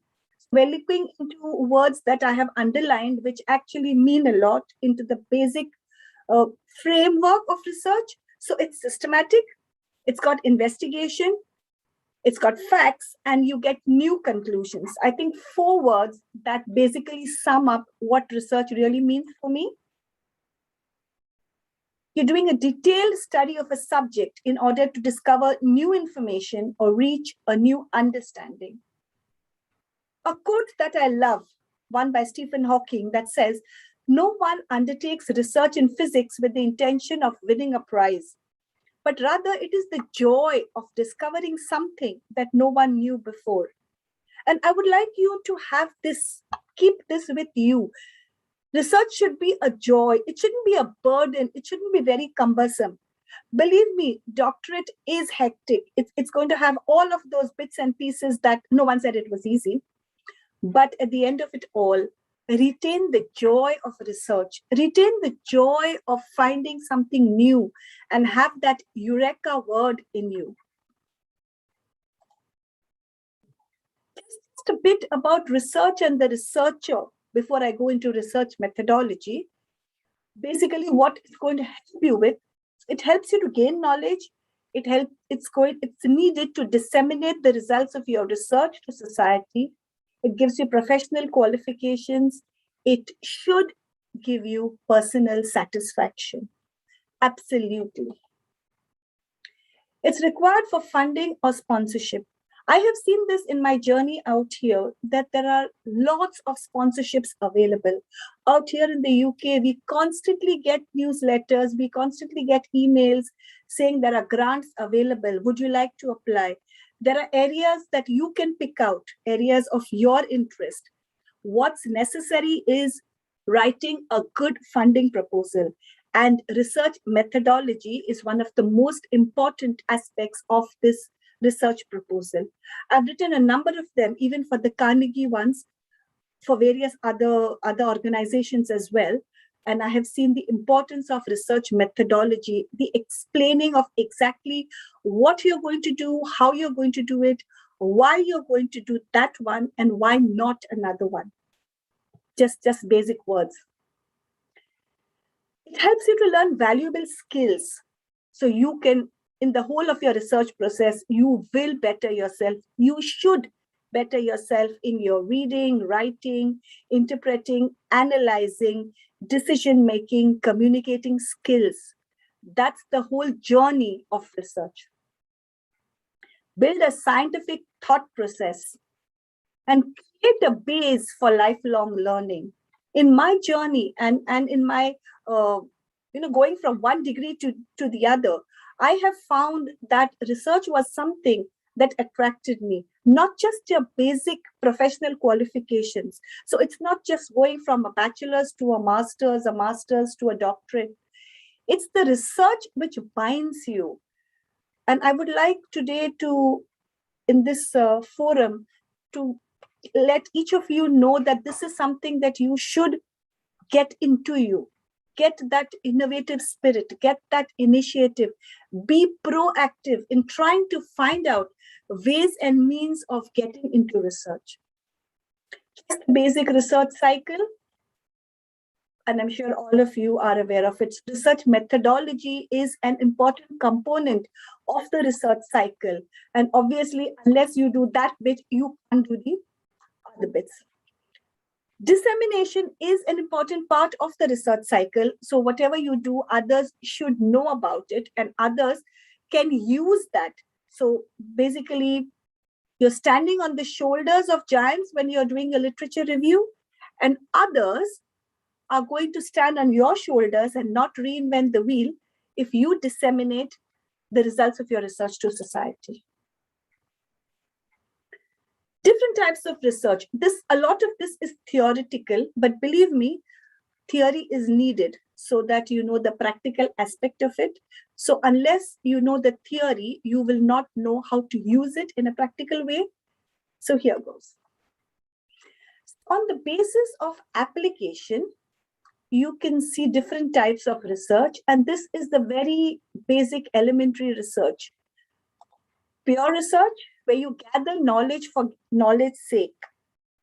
And we have gone a lot into applied research, but it would be nice to go back into pure research and just be curious and ask questions and find out why the sun doesn't go around the earth, or does the earth go around the sun. I think that basic curiosity of scientists is what started the base for research. And the other aspect of research, of course, is applied research. So you're using the theories that you found out in pure research to find some sort of solutions to practical problems. And I think I could give you classic examples of a lot of geography, a lot of astronomy is based on pure research. If you just look at some areas, and a lot of, say, civil engineering, mechanical engineering, transport solutions are basically applied research. So you're using the theories from science to try and find out solutions to problems. That's one type of research. The other is on the basis of objectives. So on the basis of objectives, you have 4 different types of research. Descriptive, as the word suggests, describing. So it's basically like a fact-finding thing.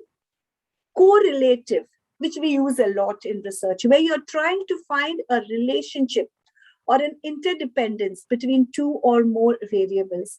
And I'm going to use the classic example that I learned when I studied research years ago. So it was when the sale of umbrellas is more when it rains. It's a classic relationship. And then you find out the relationship. So you do some sort of survey, you probably do some sort of a questionnaire or some observation, and then you try and find out whether this is true or not. So you try and find out the relationship between 2 different variables.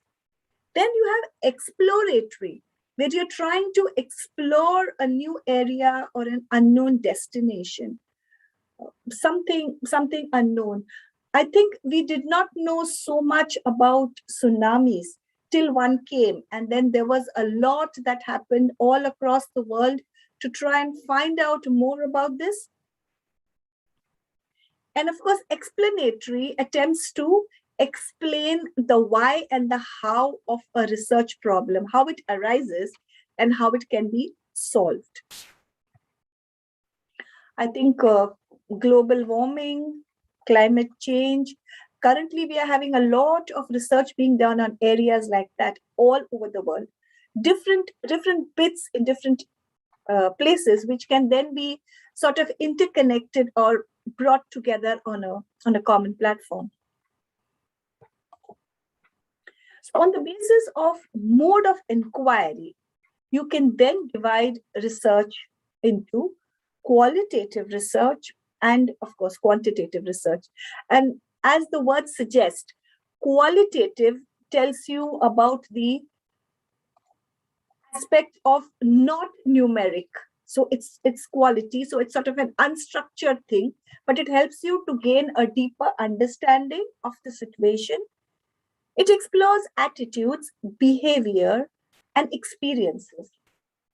And some of the methods of research that we use are observation, document analysis, oral history, interviews, and focus groups. It might have fewer participants, but there is more contact. Some of the classic examples of qualitative research are historical research, family history, people and places, and so on. And this is something that I think we can all be motivated to do. Would you like to find out the history of your library or your workplace? Would you like to find out the history of the place where your building is located? What's it like? Can you probably go to some sort of archives and find a document that talks about a sale deed, or when the land was purchased? Was it probably built like something small? Did it then grow? What was it that motivated it to probably change from being this sort of an institution or library to this sort of a library? A lot of this information actually gets lost because this is oral history and this is not documented. So maybe if there are older faculty members, they will know the history of the place. Can you, as a researcher, then take on the onus to document this information so that it is then available to future generations? Something to think about. The other part is quantitative research. So as you know, it's more structured because the responses that you receive will be in terms of numbers. And you can then generate some sort of statistics, because when there are numbers, you can put them together and then you can do something about them. So you could add or multiply or divide and get some answer which will mean something. So it uses methods like questionnaires. If do you visit the library? 1 for yes, 2 for no, and then you count all the yes, count all the no, probably put a not sure thing, and then you can put all these into some sort of an answer.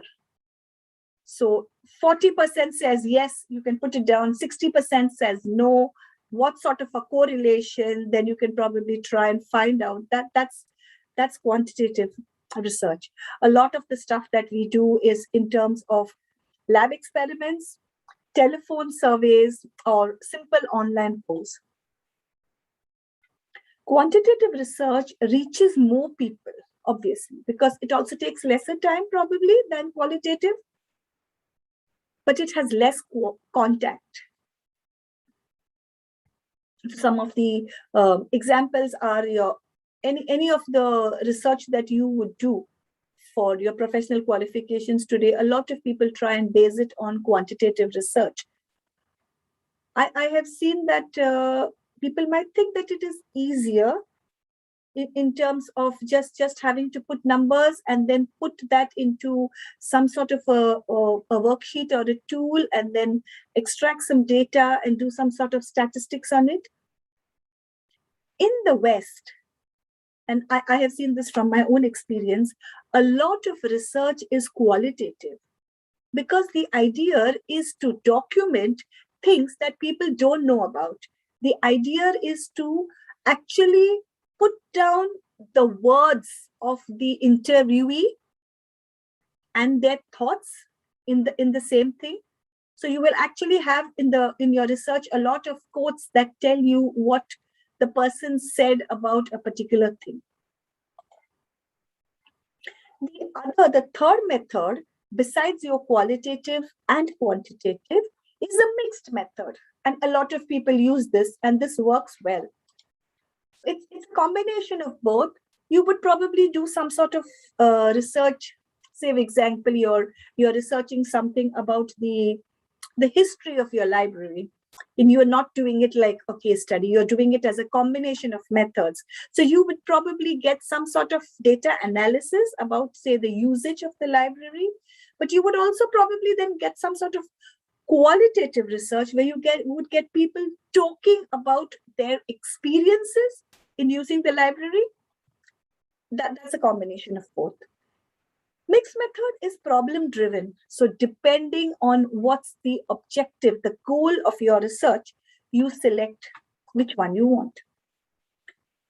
It's good because it provides a more holistic approach. Like I said, for you, you combine your statistical data, your table or your Excel sheet data into a more deeper insight where people have actually spoken about the same thing.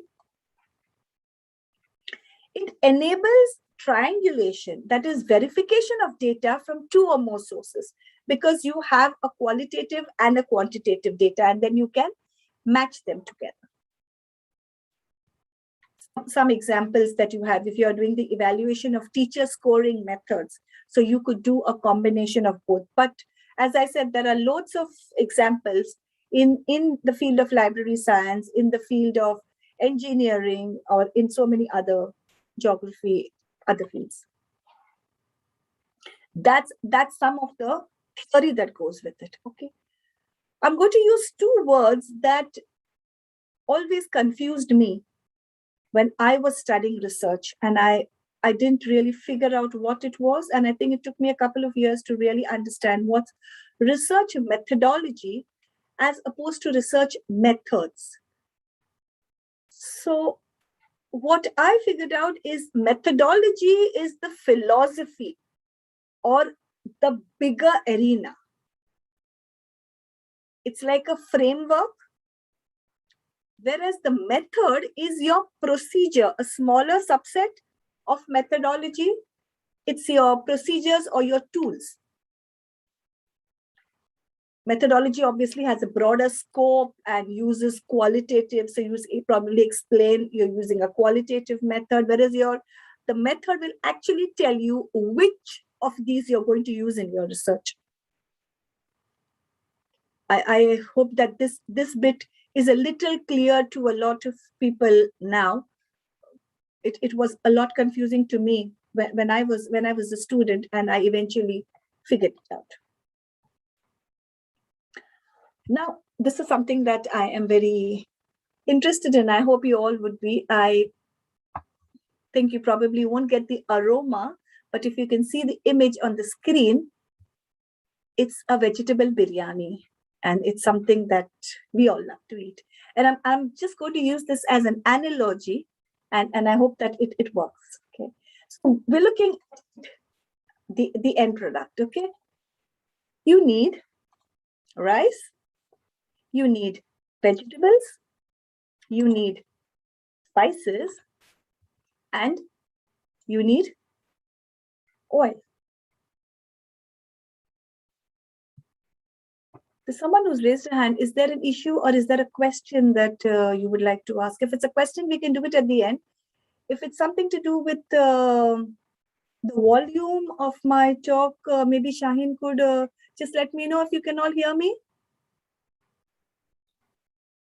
Yes, you are audible, madam. Thank you. Thanks so much. Okay. So that's I'm just looking at basic. Okay, these are the 4 things that you need to make something. Okay, besides these 4 things, you need to do something else. So you need to chop the vegetables, and you need to marinate it with the spices, and you need to boil the rice, and you need to layer the rice with your vegetables, and you need to add some dry fruits, and then you get your end product. The idea of this as an example is that if this is your research problem, then these are your tools or the things you need to do your research, and these are the techniques of the research. I hope you would have this image in mind when you're doing your research. So basically, your research problem has your tools and your techniques, and the two signs that I have used, the plus sign and the arrow, will probably help you to figure out what you need to do. So your tools is this plus this plus this plus this, and your technique is this and then this and then this and then this. Okay, just an analogy which worked for me, so I hope it works for you. We're now going to go into the 5 W's of research.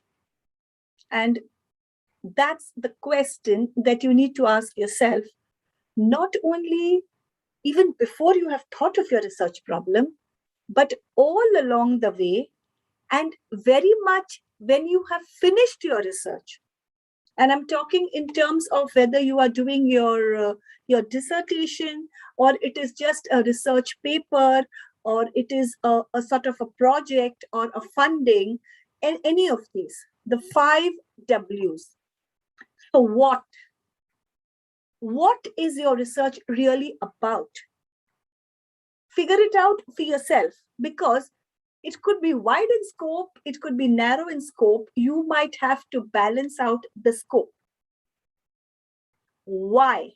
So why do you want to do the research? And that's a very important question. Professional qualifications aside, monetary gains aside, your name in print aside, there must be something else that drives you. Look at what drives you. Who? So who will be your participants? And when you think about this, you need to think of also the limitations in terms of, say, geographical, in terms of technological. You're trying to do, your participants are far away and you can't go and do an interview with them. You can use Zoom, but if it's in an area where you don't have a very good network connection, that doesn't work.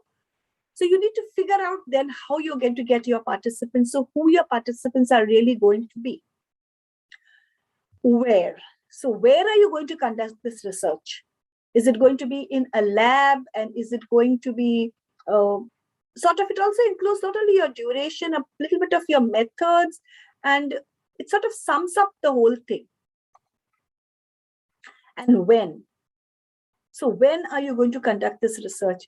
When basically means different things for different types of research.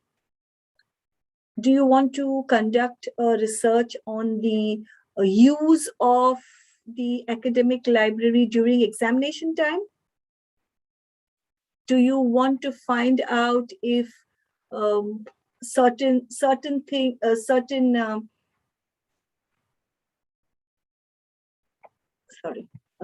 areas did not were not used to their optimum capacity?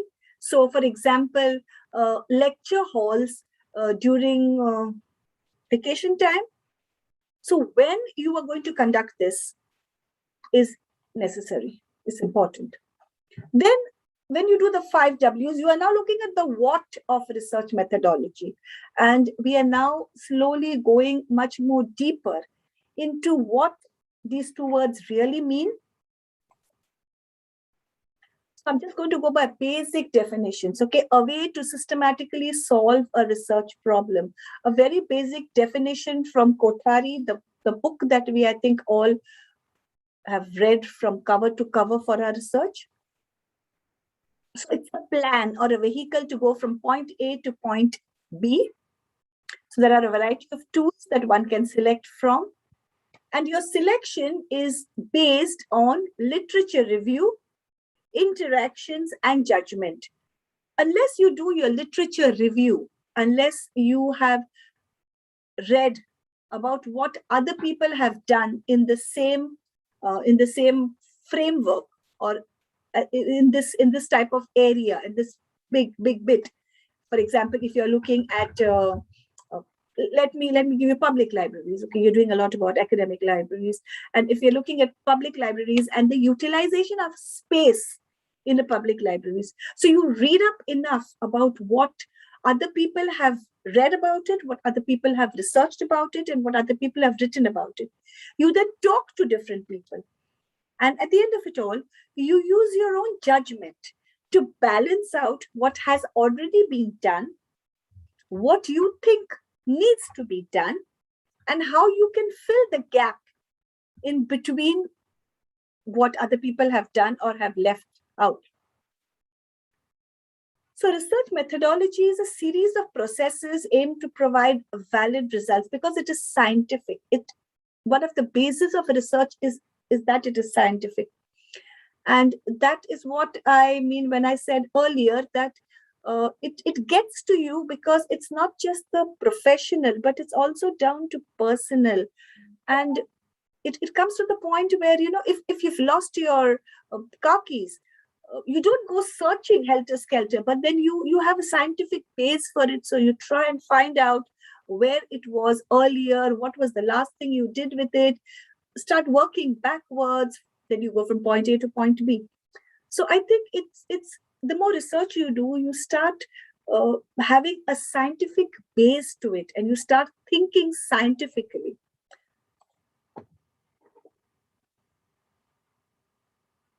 Some of the quotes I go by. So research is to see what everybody else has seen and to think what nobody else has thought. And on a nice clear day, if you look at the sky, I'm sure there will be a number of questions that arise in your mind. So we looked at the what of research methodology. Let's look at the why of it. So why do you need research methodology? It's one chapter, one whole chapter in a thesis. It is a couple of, at least a paragraph or two in a very small research paper. It is a large part of your funding proposal. So why research methodology? So it specifies in details the methods that are used to research the problem, and it justifies the selection of a particular method. It explains how it fits in with the objectives of research. So your research methodology starts from the objectives of your research. You find out what you set out to do, and you found out, I need to make that biryani. That's my objective. And then you go down to thinking, what are the tools that you're going to use to fulfill that objective? You start with a pilot study or a small sample size. In case you're not sure of how it's going to work out, you always try with a smaller quantity. Information is documented so others can use this model of research. And that's absolutely one of the major aspects of research. So you do not have to, what you call, reinvent the wheel. So somebody has already invented a wheel. So you don't have to go out and do it all over again, but you can then invent the cart that stands on the wheel. Your tools that you use for research. So why do we select a particular research methodology?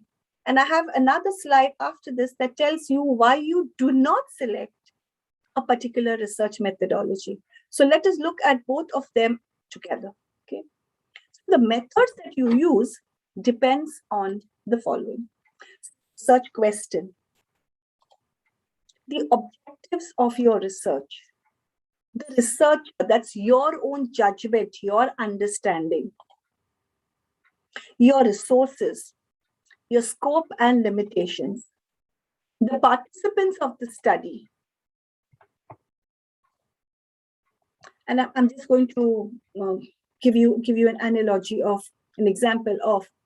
So you're looking at probably comparing a particular model or comparing, say, I keep giving examples from the library. I should be giving other examples. Maybe student pass out ratio, or students going into higher education, and you're sort of trying to find this out between rural and urban colleges, rural and urban organizations.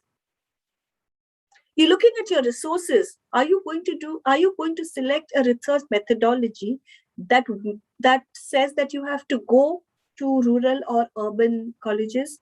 Is it feasible in terms of the transport, in terms of the finance, in terms of the time frame, in terms of the participants?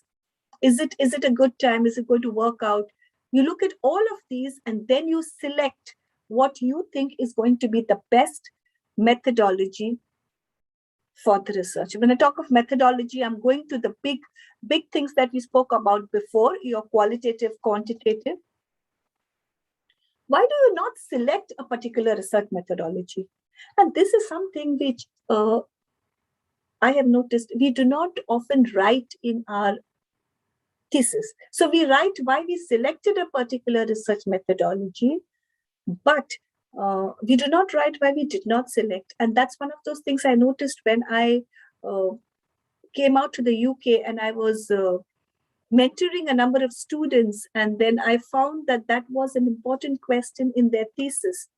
So you do sort of a process of elimination and say why you do not select any of the other methods.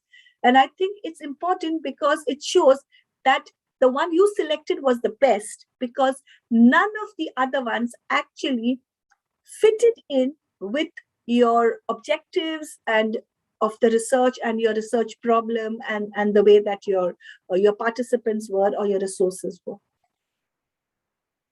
So the method that you select must be scientific. It should be unbiased. So if I'm doing a case study of say my library, and I am only talking to library staff, there is a fair chance that it might be biased. If I am talking to staff who have resigned, there is a fair chance that it might be biased. If I'm talking to staff who have retired, they might have good things to say about the library. And if I am talking to people who have resigned, they might or might not have good things to say about the library. Rather, if I'm selecting a research methodology that has a number of participants who have different viewpoints, then maybe your research could be unbiased. But then you don't go around talking to everyone, because then you're looking at your research problem and you're looking at your objectives, and then you're working out your methodology. So the researcher's skills, training, and experiences, definitely. If you have a more technical bent of mind, you would look for more use of computers. If you have a more statistical bent of mind, you might look towards more qualitative research, more quantitative research. If you have a much stronger communication link, you might think of qualitative. There is always a chance that the researcher would look at his or her own experiences while selecting a particular methodology. So any of the other ones that you select might not be as accurate or bring desired results, or might be biased, may not be suitable, feasible, and ethical. And ethics is something, because the previous resource person spoke so much about copyright and plagiarism. And I think in this whole research process, ethics is something that should be the base of research. So I can get, and I have this example, let me tell you, of there's this person who's invited into the company to do research on some of the employees, and they've brought in a focus group. Okay. Or let me give you another example of when you have these governmental committees coming in. So you have some people who've been told to go in and say certain things, or actually know what to say. But then that research might not be ethical. It might be biased. So if you're doing research, you need to decide on the participants that you use, but then you need to make sure that it has got to be ethical. I should leave it at that. Do not presume that quantitative research is better than qualitative research. Absolutely. Sometimes we think it's easier to put it all into numbers and just send out a questionnaire. And a lot of people do that. And you think it's the easiest way out. But sometimes qualitative research is more in-depth. So it could give you a different dimension, and it could give you probably more information about your research problem.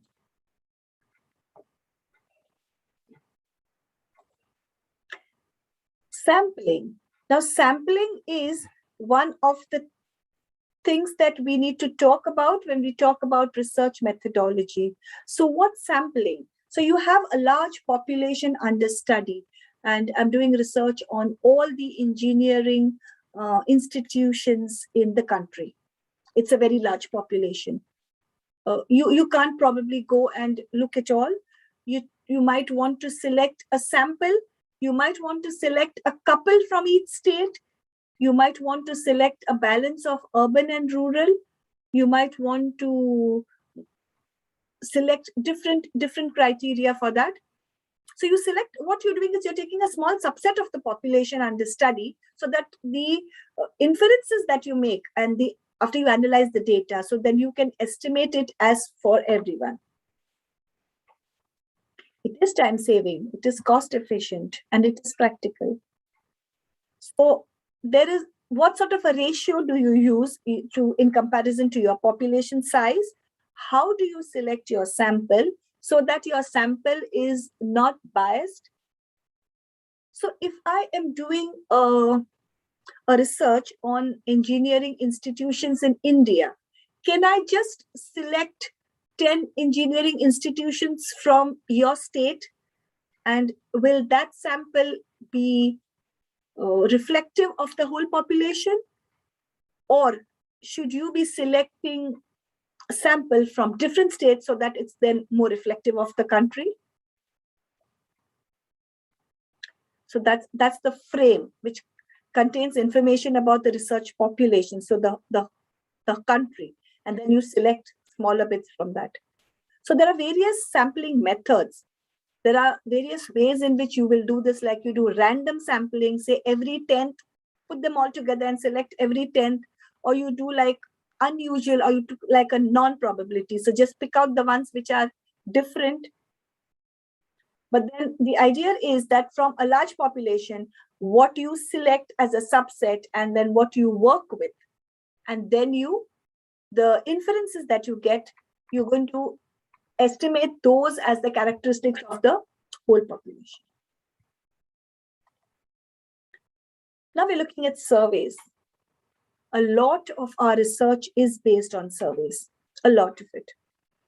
And I think in this time and age, we are sometimes overwhelmed with the number of surveys that come through our letterbox, that come on our phones, through our emails.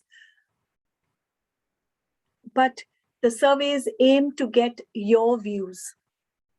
So basically, surveys are an examination or a description of something, and it provides you information to groups of people. So who they are, what they do, what they think, why they use a particular product. A lot of it is customer related.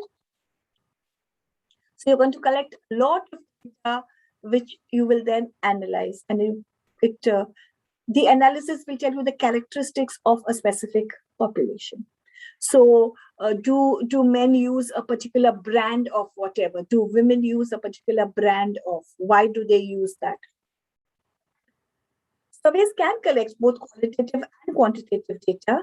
And some of the types are, you start with the face-to-face. So you have someone stopping you on the road and asking you, do you use this brand? Just a yes or a no. A postal survey, telephone survey, emails. A lot of the Trustpilot, Google reviews are all in some way or the other basically surveys that gather feedback about if you went to a particular place, or you had a particular process, or used a particular brand, and your views on it. It might have a low response rate. So when you go in, when you open up your email, they'll ask you, would you like to tell us how do you rate it? Either you click yes and go to it. More often than not, you say not now, or I'll do it later. So the response rate is often low. You do need to consider your cost, time, and your advantages and disadvantages when you do your surveys. It is a good method of going to a large number of people, but there is always the pros and cons that you need to figure out. The other one is case studies, and the one that I was talking about. It's a study about a person or a group of people or a unit. And you have every aspect of the history of that place in order to seek patterns and causes of behavior. It's very interesting, though, to find out maybe how particular trends began. So you will include a small, just a focused research, and you will go in depth into it rather than do a large population. You're just taking a very narrow area, and then you're really going to go in depth into it. So you don't have the sampling bit, but it is time consuming, it is expensive, and as I said, it might be biased. Academic library design, some of the examples of case studies: multifunctional utilization of space. And I do put this because these are some of the projects that we did out here. Resource sharing between libraries. So you could do a case study that and then find out.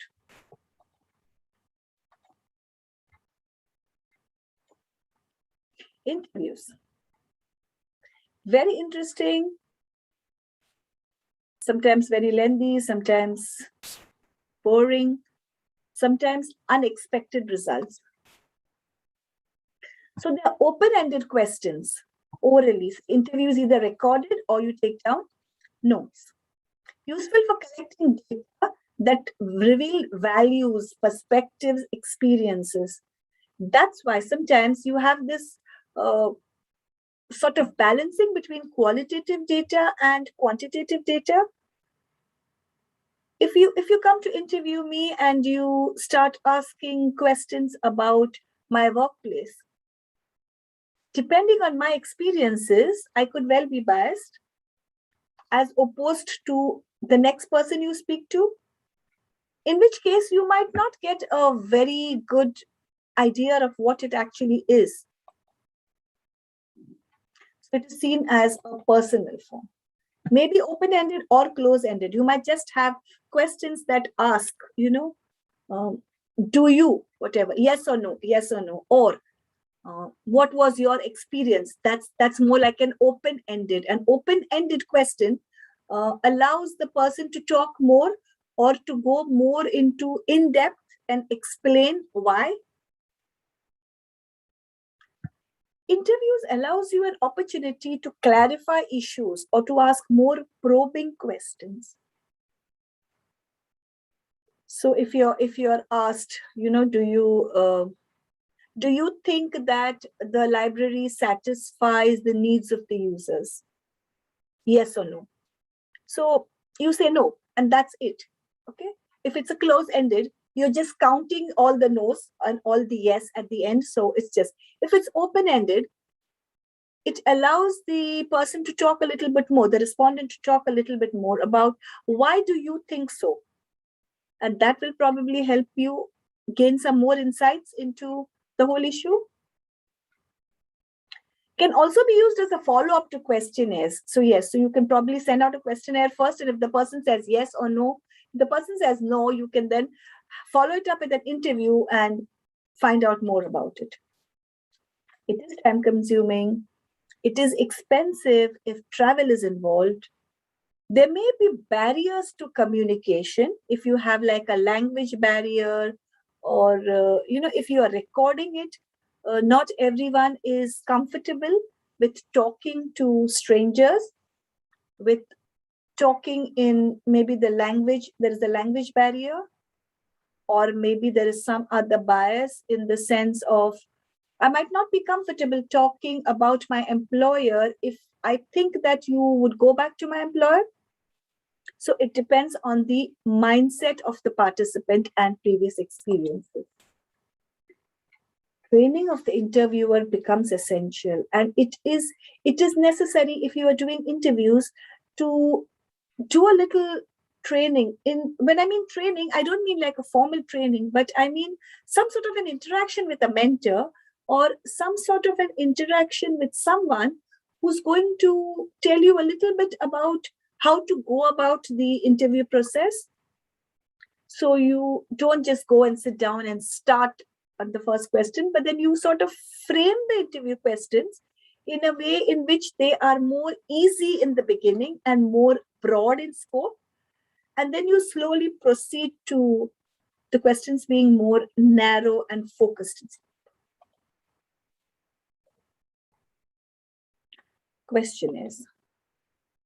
So questionnaire is a fixed set of questions, as we know. It's the same questionnaire that's given out to all the respondents. So you don't change the questions or the order, but the same set of questions is given out to all of the respondents. You normally have a yes or no or don't know, or you have on a scale of 5, 1, 2, 3, 4, 5, or tick in the particular order. These are some of the ways in which you design your questionnaires. It should follow a logical sequence. I've seen a number keep getting sent out to me, and so I thought I should make a mention. It should follow a logical sequence. It should go from broad to narrow. It should not be repetitive. If you have already asked the person once how many staff are present in your library, then you don't ask the question again. You decide where you're going to ask the question, at the beginning or where you are talking about staff. It does give you a large amount of data. It is anonymous, so true responses can be expected, and there is a less chance of bias.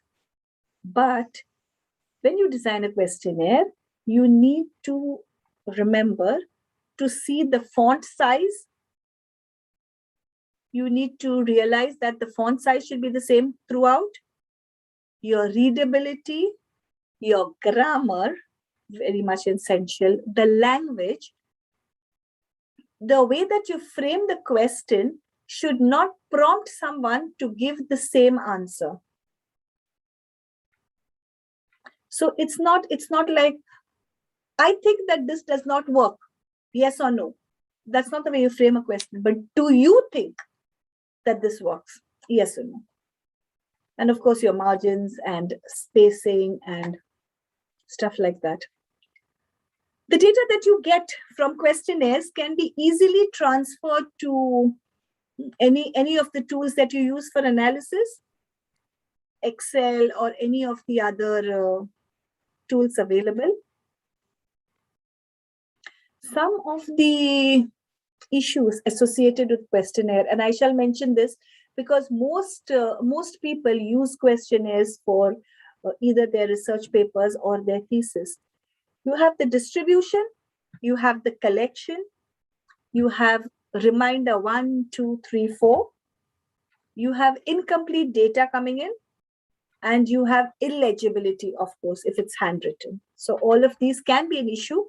You need to think about this when you decide on which research method to use. So you have chosen your research methodology. You need to write it down, like I said, as a chapter in your research. You need to document it so that others know that this end result was achieved by using these tools. So what you include in that bit? You include the selection of your research method, which method you used. You justify why you use this method. And I especially mention this because a lot of students out here who do assignments, even in a simple assignment, the justification is an important part. So you do need to say why you have selected it and why you have not selected any of the others. Then what instruments you used or what tools you used, the data collection methods, what are the techniques, your interviews, your survey, your questionnaire, if you had a sampling process, if you did a pilot study, if you're planning to do a pilot study, all of those should be a part of your methodology. Any practical limitations? if, for example, that there are floods and you are not able to go to a particular place and interview that person, what's the option, or what option did you then select when you're writing it down? So there must be some sort of a practical limitation, and how you overcame that, how your data was analyzed, and some sort of instructions to the reader, some sort of background information that might be relevant. So, for example, if you are recording an interview, maybe it's in another language, and then it's then been translated. So you do need to give those instructions to the reader that this has been translated. So there might be some element of bias in the person who's translated it.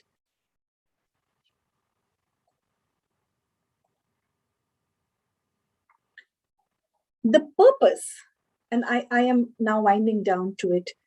So the purpose of a research methodology is to explain the reasoning behind your approach to the research. So there are two basic elements involved in this, in the writing bit.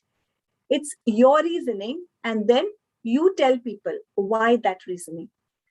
So the researcher supports the data collection methods, the data analysis methods, and other key points. Think of it like writing a plan or an outline for what you intend to do.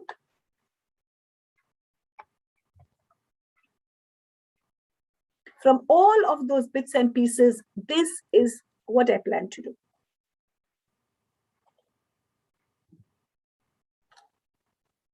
And as a prelude to the earlier resource person, I'm going to start by saying, be an ethical researcher. Get this into you, that you would not manipulate data, that you would not be biased, that you would be considerate, and that you would put it all together so that the very base of research still stays.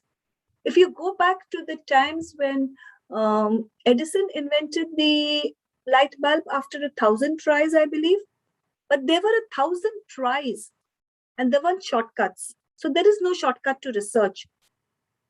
Be ethical and realize that you would reach to the end of your research problem if you follow the scientific method. And the scientific method is a step-by-step method that goes to a logical conclusion. Remember that research relies on people. Absolutely. Yet it intrudes on people's lives. So when you ask those questions, realize how much of personal information you're getting from them. Your research should not give false hopes.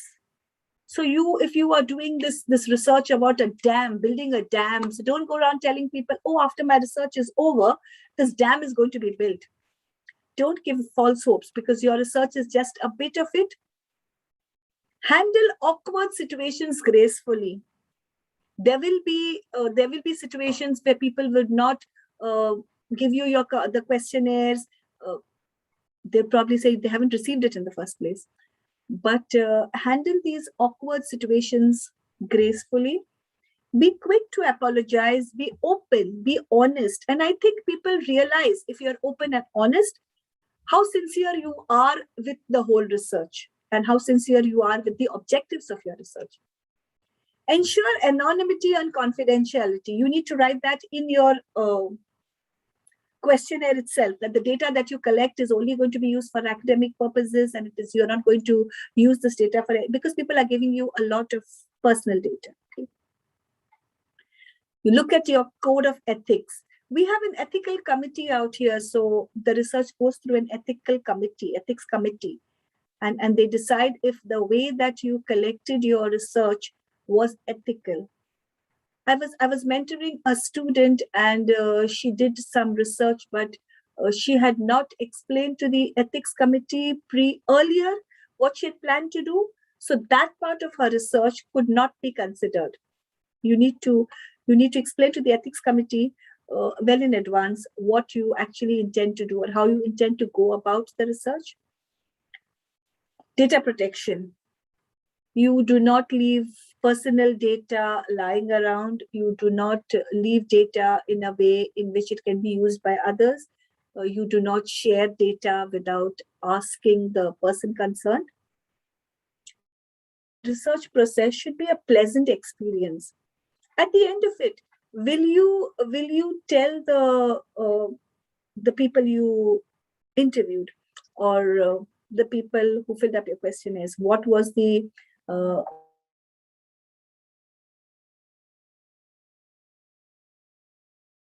would you let them know? I hope that this whole research will be a pleasant experience for you and for the others. It will also be an enlightening, enriching, innovative, and exciting experience for you all.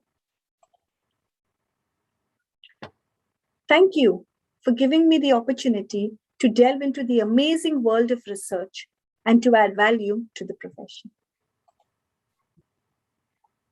Thank you so much, ma'am. It's really an informative session, as I can see in the chat box. Like, fantastic session, simply explained the research methodology, very well explained the concept of research methodology and all. Now the session is open for the question answer. I'll ask participants to raise their question in the chat box.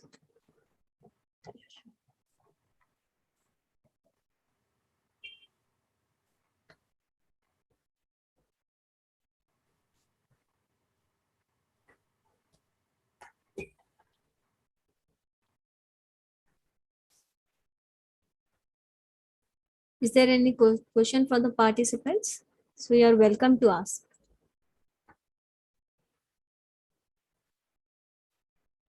As you write yeah. your questions, can I? Yeah, you can put your questions in the chat box, and as you write, let me just share with you a really nice experience that I had Sure, with ma'am. doing the funding proposal. So we had Sure. this grant that was available through the National Acquisitions Group, and the proposal was open to everyone. And I thought I should put in a proposal for the funding as well.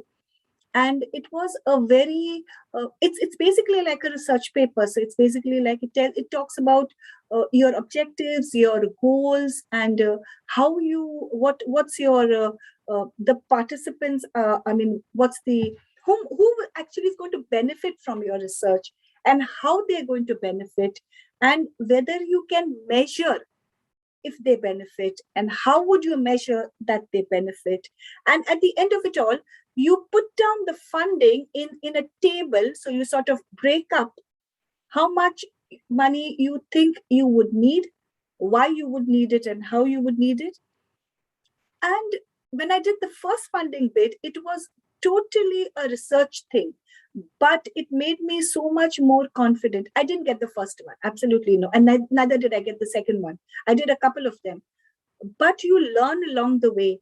And there are loads of these available on the internet, and I would suggest that people try and apply for funding bids. There are bids for Commonwealth, and there are bids for various parts, but you grow in the whole process.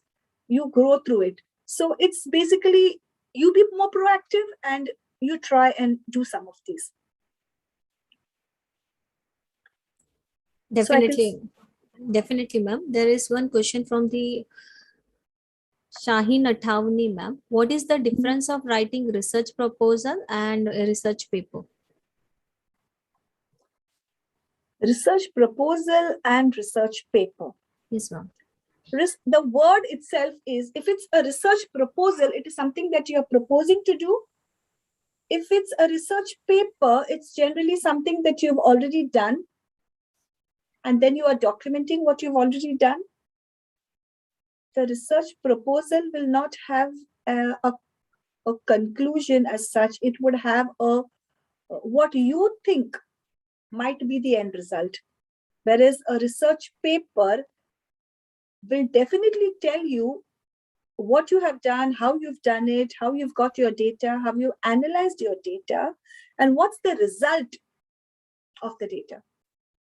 let me look at. So I'm writing a research proposal whereby I'm trying to find out if academic libraries have sufficient space for the activities that they want to do. So that's my research proposal. Okay. And my research paper would probably be what has already been done. So I've done this proposal, and what I have found out is the research paper. So it would be optimum utilization of library space in academic organizations.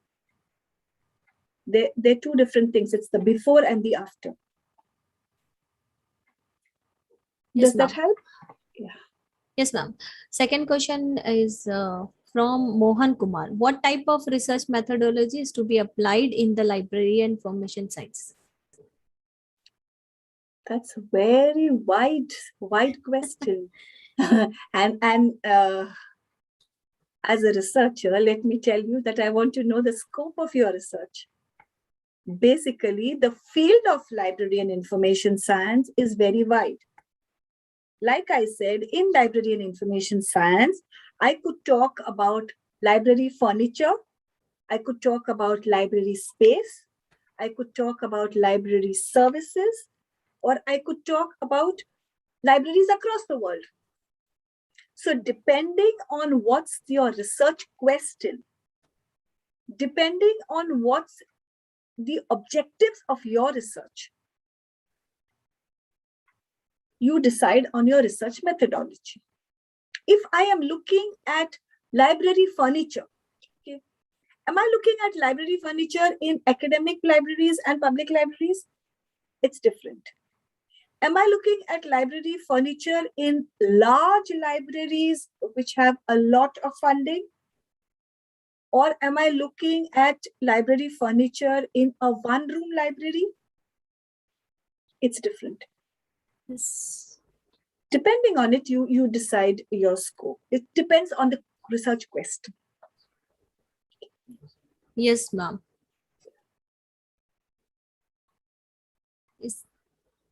There is no other question, ma'am, because I think your presentation was so simple and informative that I'm getting only one message in the chat box that information was like very informative and you explained it very simply. Way. Thank you so much, ma'am. Thank Now you. Thanks so much. Yes. Now moving ahead, I'll request Professor Tabrez Khan, Head of the Department of Computer Engineering, to present the vote of thanks. Over to you, sir. Thank you, madam. Am I audible?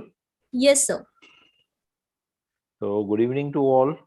And on behalf of Anjuman-e-Islam's management and on behalf of Anjuman-e-Islam's Khalsika Technical Campus, on behalf of each and every staff of Khalsika Technical Campus, I convey my gratitude and heartfelt thank to Dr. Akhtar Parvez for sparing his invaluable time with us and for putting so much light on the topic of academic ethics and publications, misconduct, plagiarism, and cheating in academic matters with reasons, types, and consequences. He also put a lot of light onto the challenges of academic integrity in the time of information technology and information literacy need and importance. Then also he talked about paper retraction. So thank you very much, sir. Then I heartfully thank to Dr. Janice Fernandez for the unfolding so many facts about research methodology and putting it so simply in front of all and talking about the different research methodology types like qualitative, quantitative, and the mixed approach. And then finally, madam, you have so nicely concluded it by putting all the things into a single slide. So on behalf of Anjuman-e-Islam's Khalsika Technical Campus, I warmly thank you, ma'am. Thank you very much. Then finally, I thank each and every member of a committee responsible for conducting such a nice and such a beautiful FDP. And last but not the least, all the members, all the participants who attended this FDP and they made it successful. All the participants from Kalseka Technical Campus and all the participants from various institutes. So we are very much thankful to each one of you. Thank you. Thank you very much for making it successful. Thank you very much. Over to you, ma'am. Thank you so much, sir. Now moving ahead, we have learned about the literature review, how to manage your literature through reference management tool, research ethics, academic integrity, and research methodology. Moving ahead, each work is automatically protected by copyright, which means that others will need to ask permission from you as the copyright owner. Whereas Creative Commons licenses are public licenses. You can use them to indicate what other people are allowed to do with your work. On the other hand, a patent is a registered right that gives the owner exclusive right to feature and processes of invention. In research, patents encourage innovation by ensuring that work focuses on new ideas and how to do the patent finding. To learn more about it, don't miss the coming 4th day of FDP on 29th August 2020. Thank you so much, Janice ma'am, Akhtar Parvez sir, and all the participants. The feedback link is already shared in the chat box. So I'll request participants to share their feedbacks. And I, Shaheen Momin, on behalf of Anjuman Islam, ends the meetings. Once again, thanks to all of you.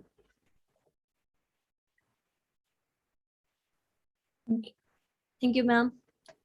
Thanks a lot.